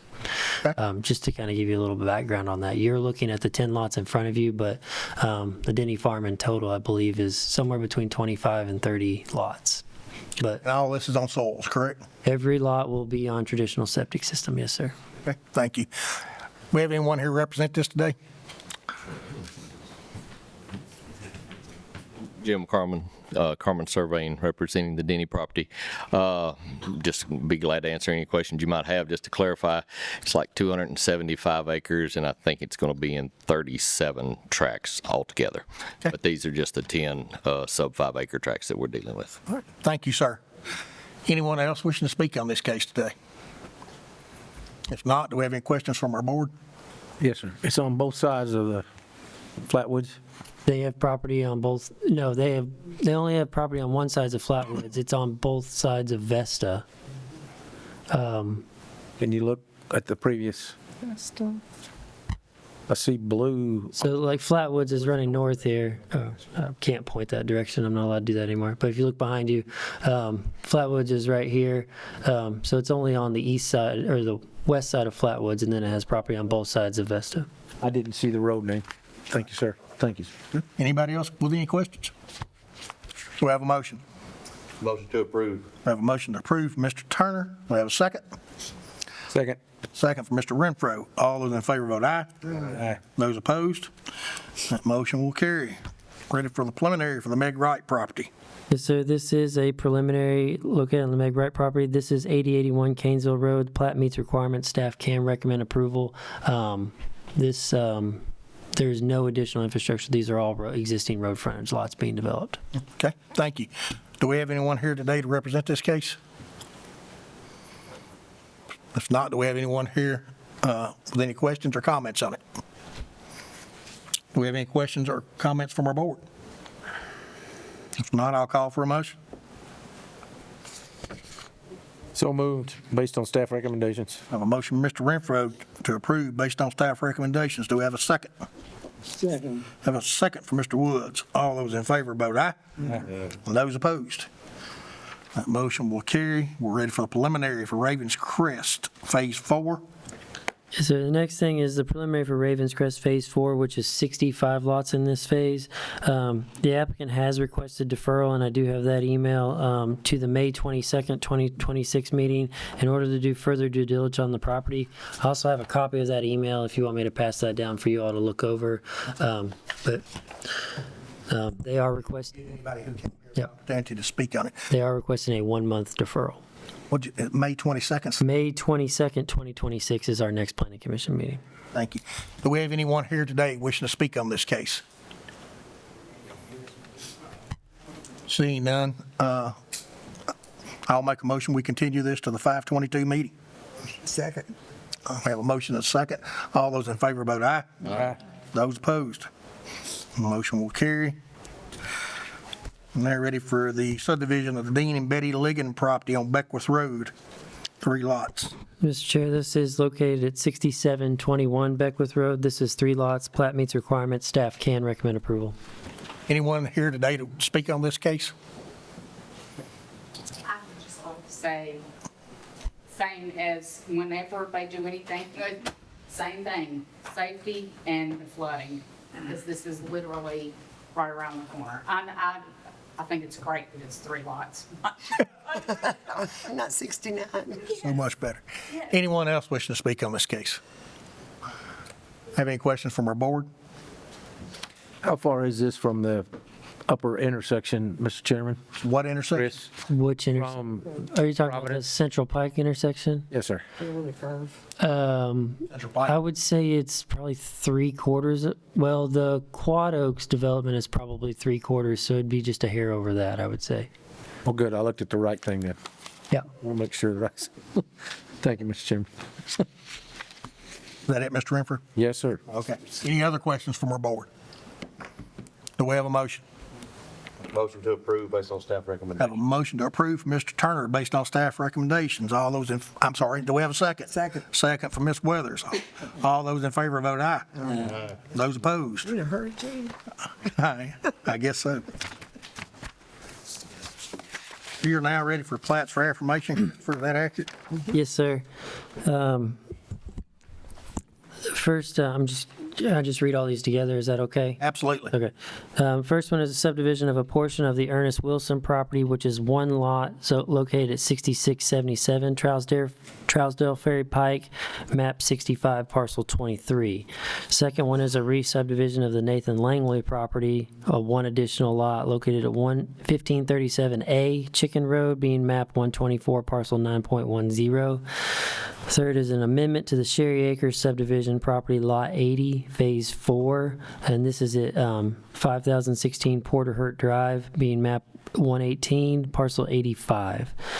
Next is an amendment to the Riverside subdivision property, lot Lot 1, which is one lot located at 10 Lakeview Drive, being map 28C, Group B, parcel 25. And the next is the consolidation of the Noblehurst subdivision, lot 44, and part of lots 43 and 45, combining these into one lot. And this is located at 5550 Vanderbilt Road. This is map 31P, Group B, parcel 13. And the last one is a consolidation plat of the Barrett Ayers subdivision, lot 18, the David R. Trisdale subdivision, and the Riverbend properties of the Second LLC. This is located at 3763 McCreary Road. The last plat for affirmation, that is a large one, but that is what you all will know is the Freehill development that you've got approved site plans on. We required them to consolidate those properties so they didn't have buildings across property lines, and that's them submitting that. Okay. The two above that, just for additional information, those two were in conjunction with BZA approvals yesterday. Okay. Do we have anyone here today wishing to comment on any of these cases? Any questions from our board? If not, I'll ask for a motion. Motion we approve. I have a motion to approve from Mr. Turner. Do we have a second? Second. Second by Ms. Weathers. All those in favor vote aye. Aye. Those opposed? That motion will carry. Now, I have one more thing that's on the agenda. Yes, sir. Do you want me to continue, or you got it? Yes, let's go ahead. I apologize. All right, the next thing on the agenda is a suggestion to bring before the board a revision of the bylaws for the Wilson County Planning Commission. This is, you all have a copy of the bylaws that were given to you in your original packet, but this is amending Article 5, Section 3. That's the only section that it's amending, and that is that section. I'm going to read it in its entirety, but it's all items including but not limited to plats, planning studies, comprehensive plan elements, and planning regulations, subdivision regulations, design standards, zoning, etc., and amendments thereto must be approved by, and it currently reads, by a majority of the Planning Commission. The alteration that was suggested is to change that to must be approved by a majority of the quorum present. To kind of give you some background into what that would do is, right now you have an 11-member board. So it takes 6 votes for or against anything that this board does. If you change that from the majority of the Planning Commission to a quorum present, a quorum present would then constitute 6 members. To negate a 3-3 tie, it would then only take 4 votes to pass or deny anything that comes before you. And that's what that amendment would do.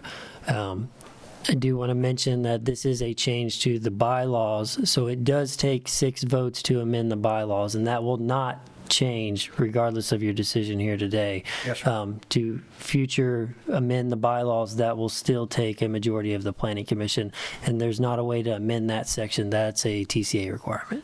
Okay. Okay. Do we have one here today wishing to speak on this? If not, I'll ask from any questions or comments from our board. Yes, sir. Yes, sir. And the reason for the change? It was suggested by the chair. Okay. And does that negate 5 members and their votes, Mr. Chairman? Because if only 6 have to be here, then the 5 that aren't. They don't have a vote if they're not here. That's correct. But it also, we could, with the current law, 6 votes if it was unanimous, because that's a quorum, correct? We have to have 6 people here to have a meeting. That's correct. And as the law reads now, we have to have 6 votes to affirm or deny anything that comes before us. I think, and my motivation behind this was, I think we've had one member due to illness who's not been able to be here in several months. These people pay their money to come up here and be heard before us. And for us not to have enough votes or to be able to come to an agreement on it, I think is a disservice to the people who have spent their money looking for an answer, good or bad, no matter what the vote is. I think it's appropriate for them to be able to come here and get a fair vote. This happened today. Yeah, it did. So for the record, 4 of our members could make the decision. If you had 6 people here, 4 votes Yes. would get you an affirmation. Does that give anyone pause? Does that give, I'm sorry? Anyone pause because of 11 members, with 4, so you're less than 50% of the members. Just curiosity on my part, Mr. Chairman, because I'm doing the analytics and math. I'm just trying to say, is that fair to those that are making that decision? Because that became quite a load for 4 individuals versus those that can't be here, you can't help. That's not, I'm not even looking to investigate that, but. I'm not, but that's not the point. That becomes quite a burden on 4 people on the board. I mean, I don't have a problem making decisions, as you well know, but I'm just saying that's a burden. That, have we considered that, or is that something that would worry you or worry? I have considered it, and that certainly there's 2 sides to that. But I think more importantly, we are here as public servants, and the people who spend their time and money to come before us deserve an answer without having to wait or come back time after time after time. And that's somewhat addressed, but we do have to have a quorum. I mean, at least 6. So at least 6. It's not like if 3. So we still have to have a quorum. We absolutely still have to have a quorum, no doubt. It's not like 3 of us can show up and 2 of the 3 are making. That's right. That's correct. That means that I don't still have to look at properties, do I? More than I am right now. That's not any more I'm work. going to leave that up to you, Mr. Renfro. You can make a decision as to how you want to handle that. Okay. I couldn't understand what you're saying. You're saying if 6 people's here, 4 of them can turn it down or They not? can approve it or turn it down, either one. Okay. A majority vote would win. Okay, that's all I have. Yes, sir. That's what we do. Any other questions from our board? We haven't got into that. Mike, what's your thoughts on this? I would not change it. And that's, I mean, legally, can you change it? Yes, you can. So what I'm giving you is from years of governmental experience, okay?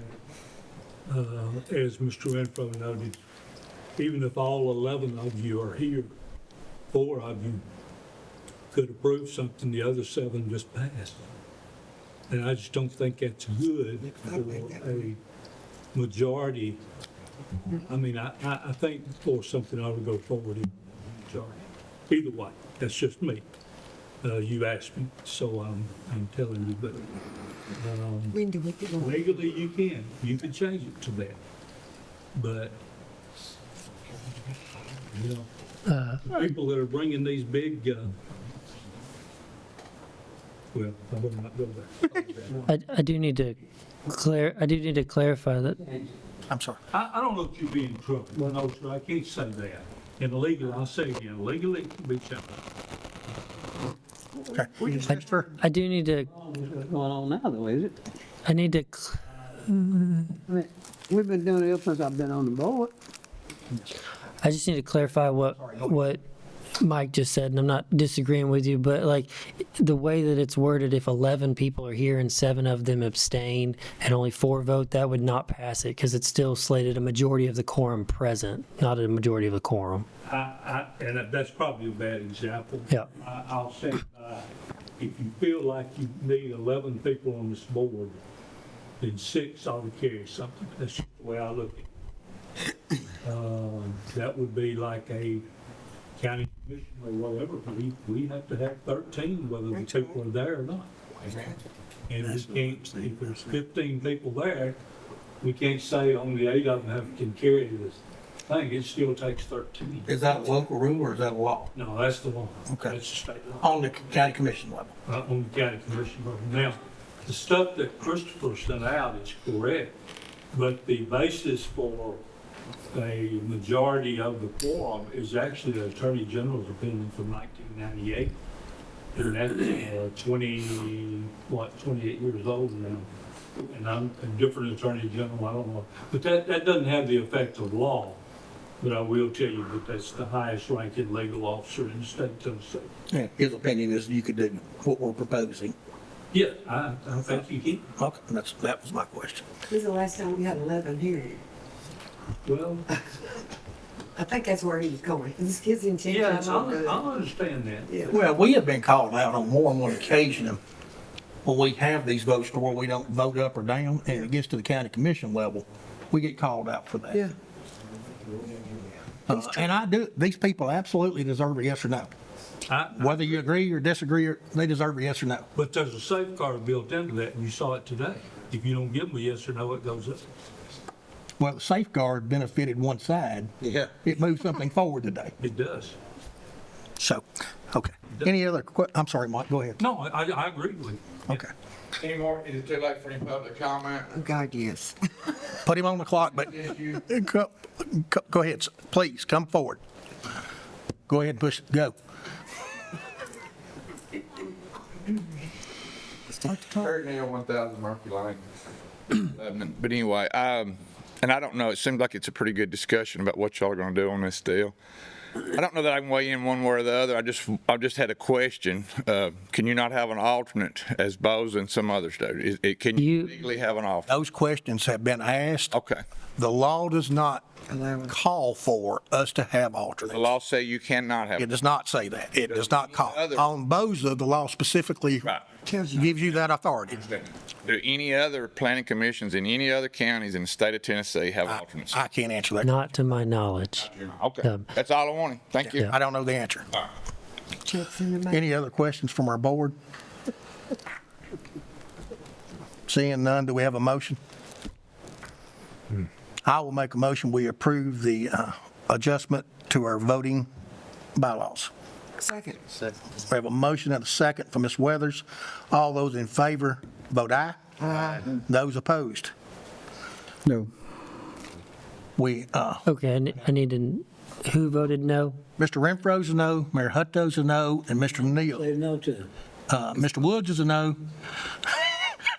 And Houston's a no. It's going to be the same. Okay, so We're trying to, That motion will fail for not having enough votes.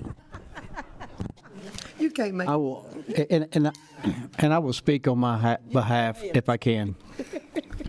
Because I hate to even vote, but I understand what you're saying, and we fought to get an alternate, thinking you need one, so we'd have a quorum. We've had 11 here more often than not. I know that question was asked. I do have one that's got sickness now, and I will not go there until situations change. I did have a hard time with 4 people being able to make a call. And I know we've had some tough decisions. We've had them in the county commission. I get criticized most of my life for this. I hate to even say it, but I remember the first time that it tied. Mike will remember it too. And we raised taxes 7 cents and came to a tie, and it came to me, and I didn't vote. I said I didn't want to vote simply because I didn't think one guy should decide whether 100 and something thousand people paid a tax or not. But that's my job. I got criticized for that, and going forward, I break the tie, and I don't have no problem. But I think A tax increase? I did not. And luckily, He didn't do his job. yeah. It's okay. And but I think I know we have some tough calls here, and today was one of those tough ones. I mean, it'd been easy for me to want to get a hurrah speech and say I take up for the people that came and spoke. That'd be the easy way. But the right thing to do is what this board is supposed to do by law, and so sometimes that's hard, and sometimes we're split on it. And when we're split on it, I think it's okay to be split on it because, if it needs a majority, then we'll keep working at it till we get one. What we had today is going to come back in front of us again. And if they don't have everything on board there, things are not changing. It may not make it at that time. So the 4 people is where I had the hard time with. 4 out of 11 people being able to approve something. It is allowable law. I didn't mean to not go with you. I understand that as a chairman, because you're the one in the bind with it. I understand that, so that is why I said no. Of course, when the county commissioners call us out in county commission meetings. They call me out all the time, and you're just taking them off of me, and so I appreciate it. It's lonely at the top. It is. I understand. May I make a suggestion? Yes, sir. Or if this board consider making a request of our state legislators next year to amend the state law to allow the appointment of 1 or 2 alternates. And that would probably be what, maybe November, December? January 4th. Yeah. If you tell me to do, I can make that call. I'll make a motion. We send Mayor Hutto to make that happen. Second. Second, Mr. Renfro. All those in favor vote aye. Aye. Those opposed? Don't forget that. Yes, sir. I'll get to it. Christopher, what else have you got right now? The only I don't have anything else on the agenda.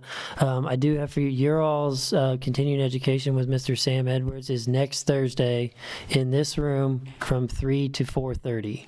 That will be for 1.5 hours of your required 4, and that will be next Thursday in this room from 3 to 4:30. Okay. And that's on what you can and can't do as a board inside and outside of the 4 walls here. Do you have anything else? I have a question from you. I don't have anything else after that, no, sir. Young brought up the point, he shared some data with us earlier. And if I simply understand this, I'm going to oversimplify it, Mr. Young, but this particular development is calling for more capacity than what would be required. Is that an accurate statement? Beck? There's not capacity at Logue Road or Academy or Sunset for additional properties to be put on the system.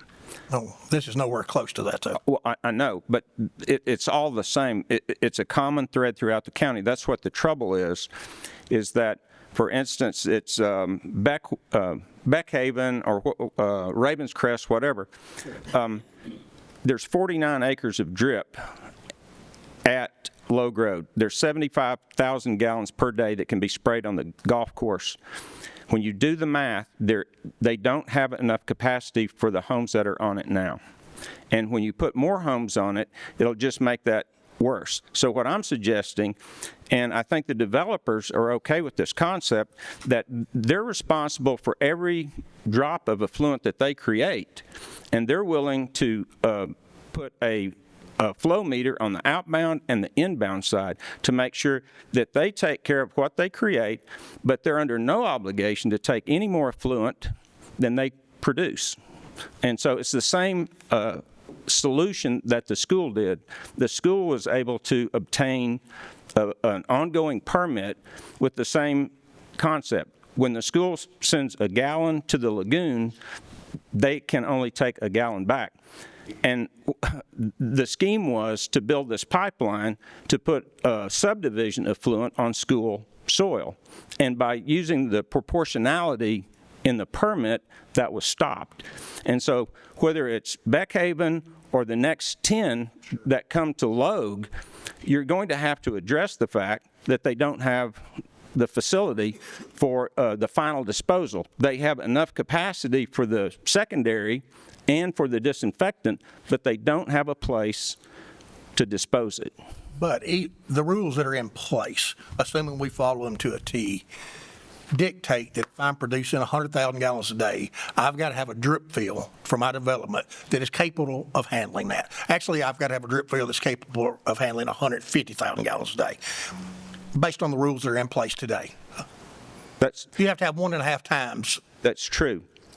And I understand you're saying these things aren't metered, for lack of a better term. Right. Would you propose it's, and I'm asking these questions arbitrarily, would that be Wilkes County Water Authority's responsibility to meter these? Because some of these are intersecting lines.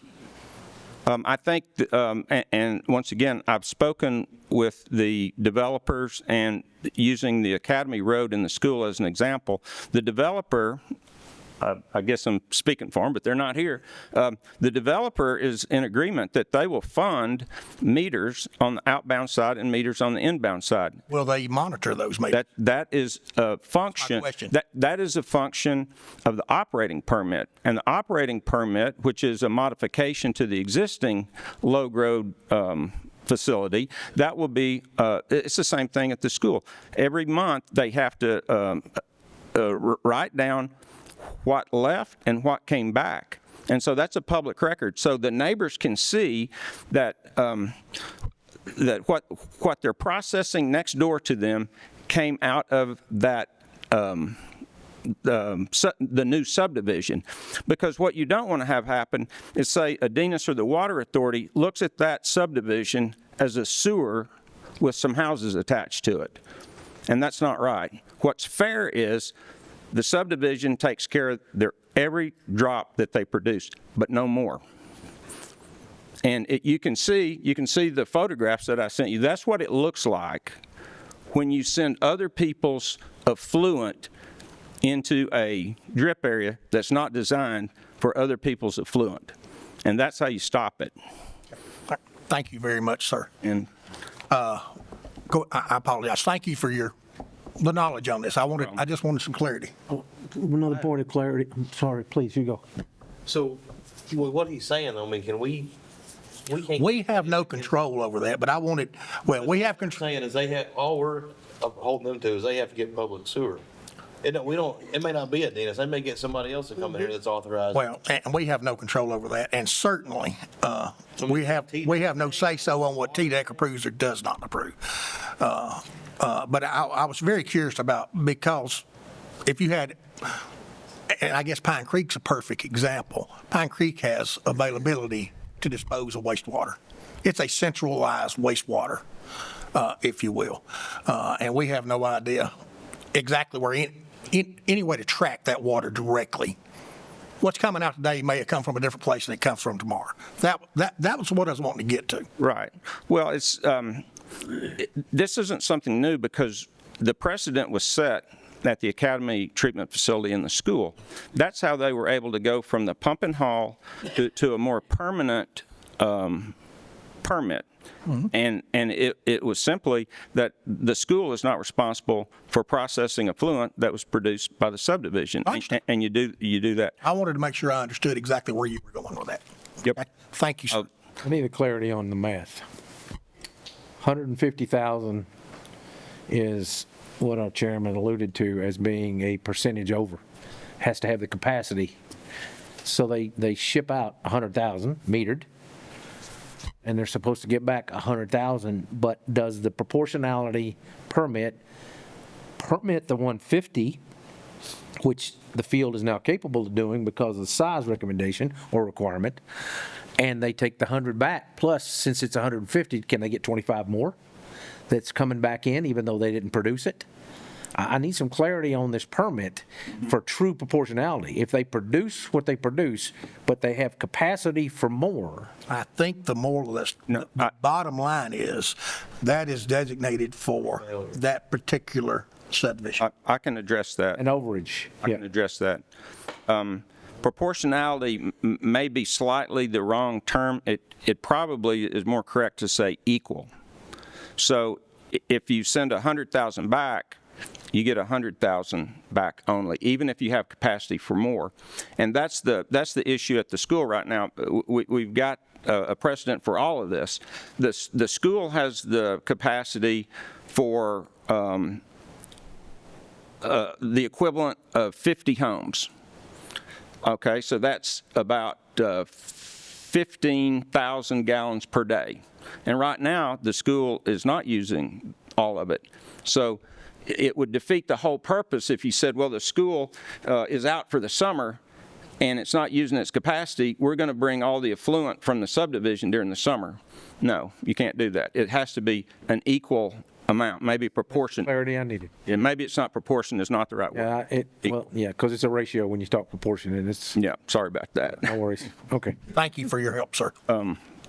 I'll just say this, that I think I've heard that this body, its hands are tied on what you can do. And I can understand that you've got to stay within all the rules and laws, and Mr. Jenny's going to do his best to keep you in between the lines.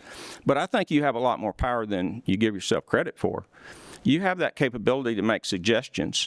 And you can make a suggestion to the full county commission to address the two least credible documents on the planet that have gotten us into so much trouble. And that is a developer's bought and paid for traffic study, and then a letter of capacity for the sewer systems. If you can't find some way to make a suggestion to the county commission to either fund something or change a rule, then we're going to keep seeing the same thing. These poor people come up, their hearts are in the right place, but they don't know the game. They don't know that your hands are tied because the other team has funded a traffic study. Okay, that happens, and they don't know that these step systems are so far behind it's going to take them years and millions to catch up, and then the next thing you know, it just gets worse. So if I were to ask for anything, is to come up with some sort of, quote, suggestion. You've already used that power once. You've suggested 60,000 square feet when nobody asked for it. You've used that power, so you know that you can suggest something to the county commission. I would hope that you would address at least those two things, because this whole county has been built on traffic studies and sewer capacity, and it's just a mess. It's not getting any better. And just for clarity, it was brought to us, a lot sizes. It was sent to us from the Planning and Zoning Committee of the County Commission. We didn't ask for it. But right, but I don't want to get into the parliamentary procedure, but the 60,000 was an amendment to that, okay? I don't think that was parliamentary correct, but that's water under the bridge. What you can do is start from scratch and bring a suggestion that we're not going to allow these poor people to get run over by these bogus traffic studies. Now, I call them bogus, but I'm not a politician. But you know what I'm talking about, that, you know, they're talking about birds and quality of life stuff, but the other team knows dadgum good and well that that's not going to carry the day. It's a traffic study, and they don't come with traffic studies. And this body's seen it a million times. And so and I would bet you that you're not going to lose a single vote if you're a politician and say, the county is going to produce their own traffic study, maybe a neutral party. I don't think you'd lose a single vote. Okay. Thank you, sir. I appreciate it. All right, we make recommendations to the county commissioner. We have to have stuff come to us from. You know, I think it's reasonable to think we could go to our own personal county commissioners and ask them to send that to the Planning and Zoning Committee for consideration. I don't know that we as a body have any authority to send that, but certainly he makes good points.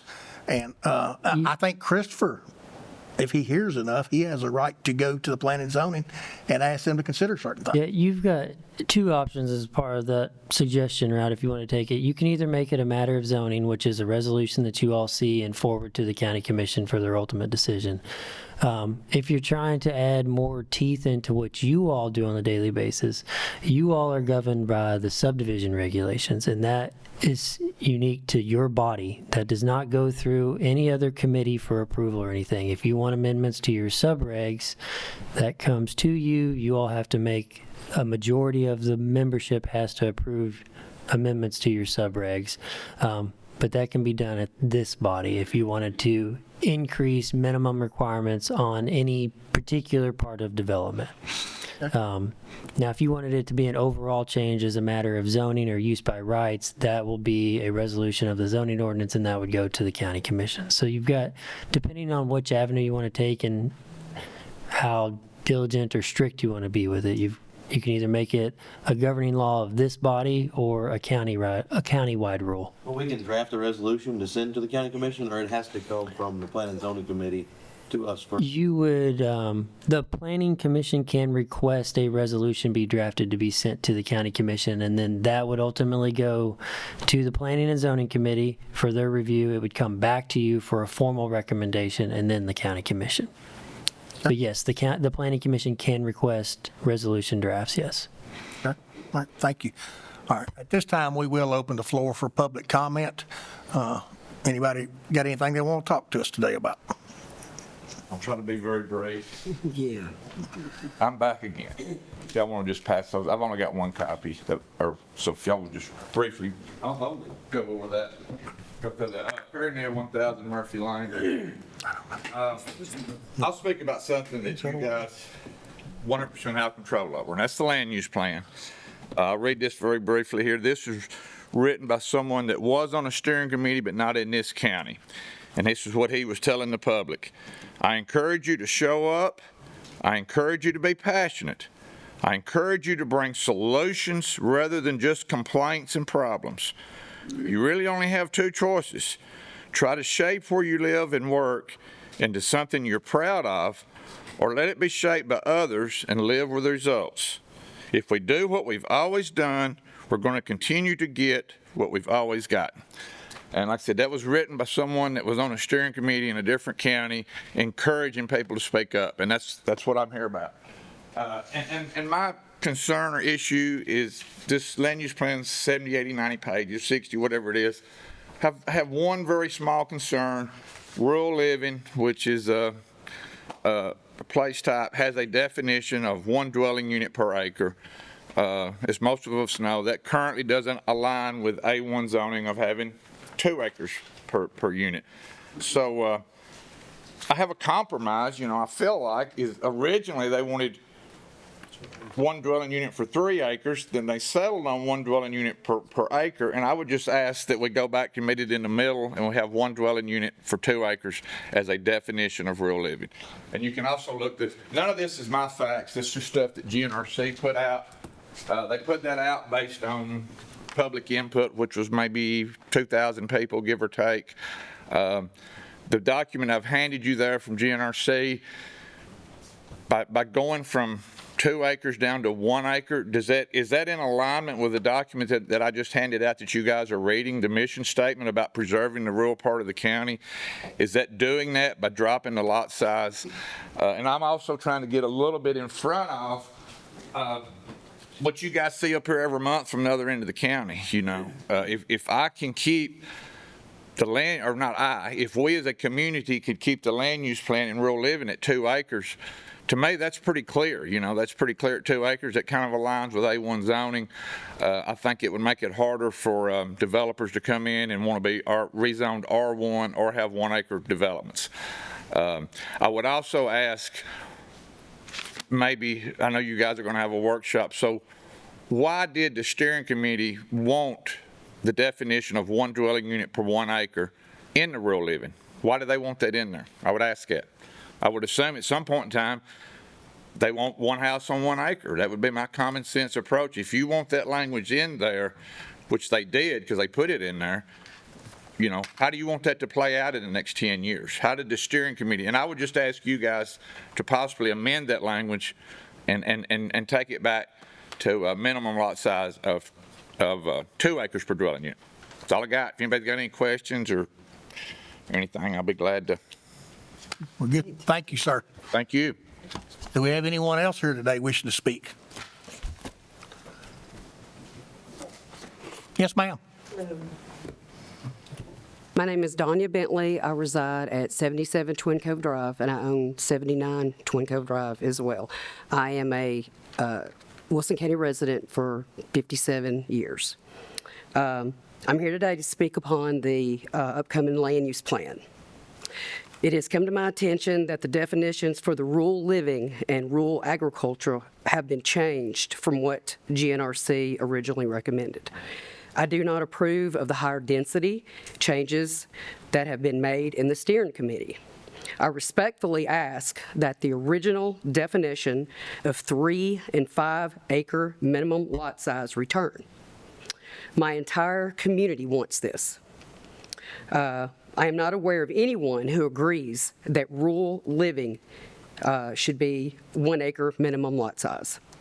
The changes do not reflect the impact from the residents and are being ignored for profit.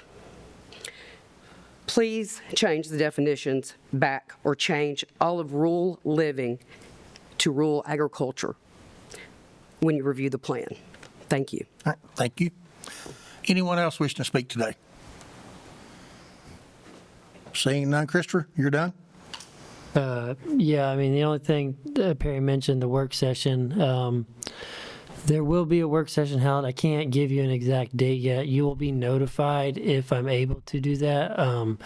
That work session, when it is going to happen, if I can stick on schedule, will be before your scheduled planning commission for that month. It would probably be at 8:30 to 9:45 on whichever month I'm able to achieve that. Now, the goal is next month in May's meeting. I will notify you all by email, and it'll be a part of your planning commission packet that you all get, just notifying you that there's a work session for the land use plan only for planning commission members.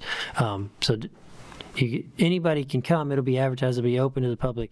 But the only questions we're fielding are related to the land use plan in that work session. Okay, I understand. That's it? Yes, sir. We'll stand adjourned. Thank you, guys.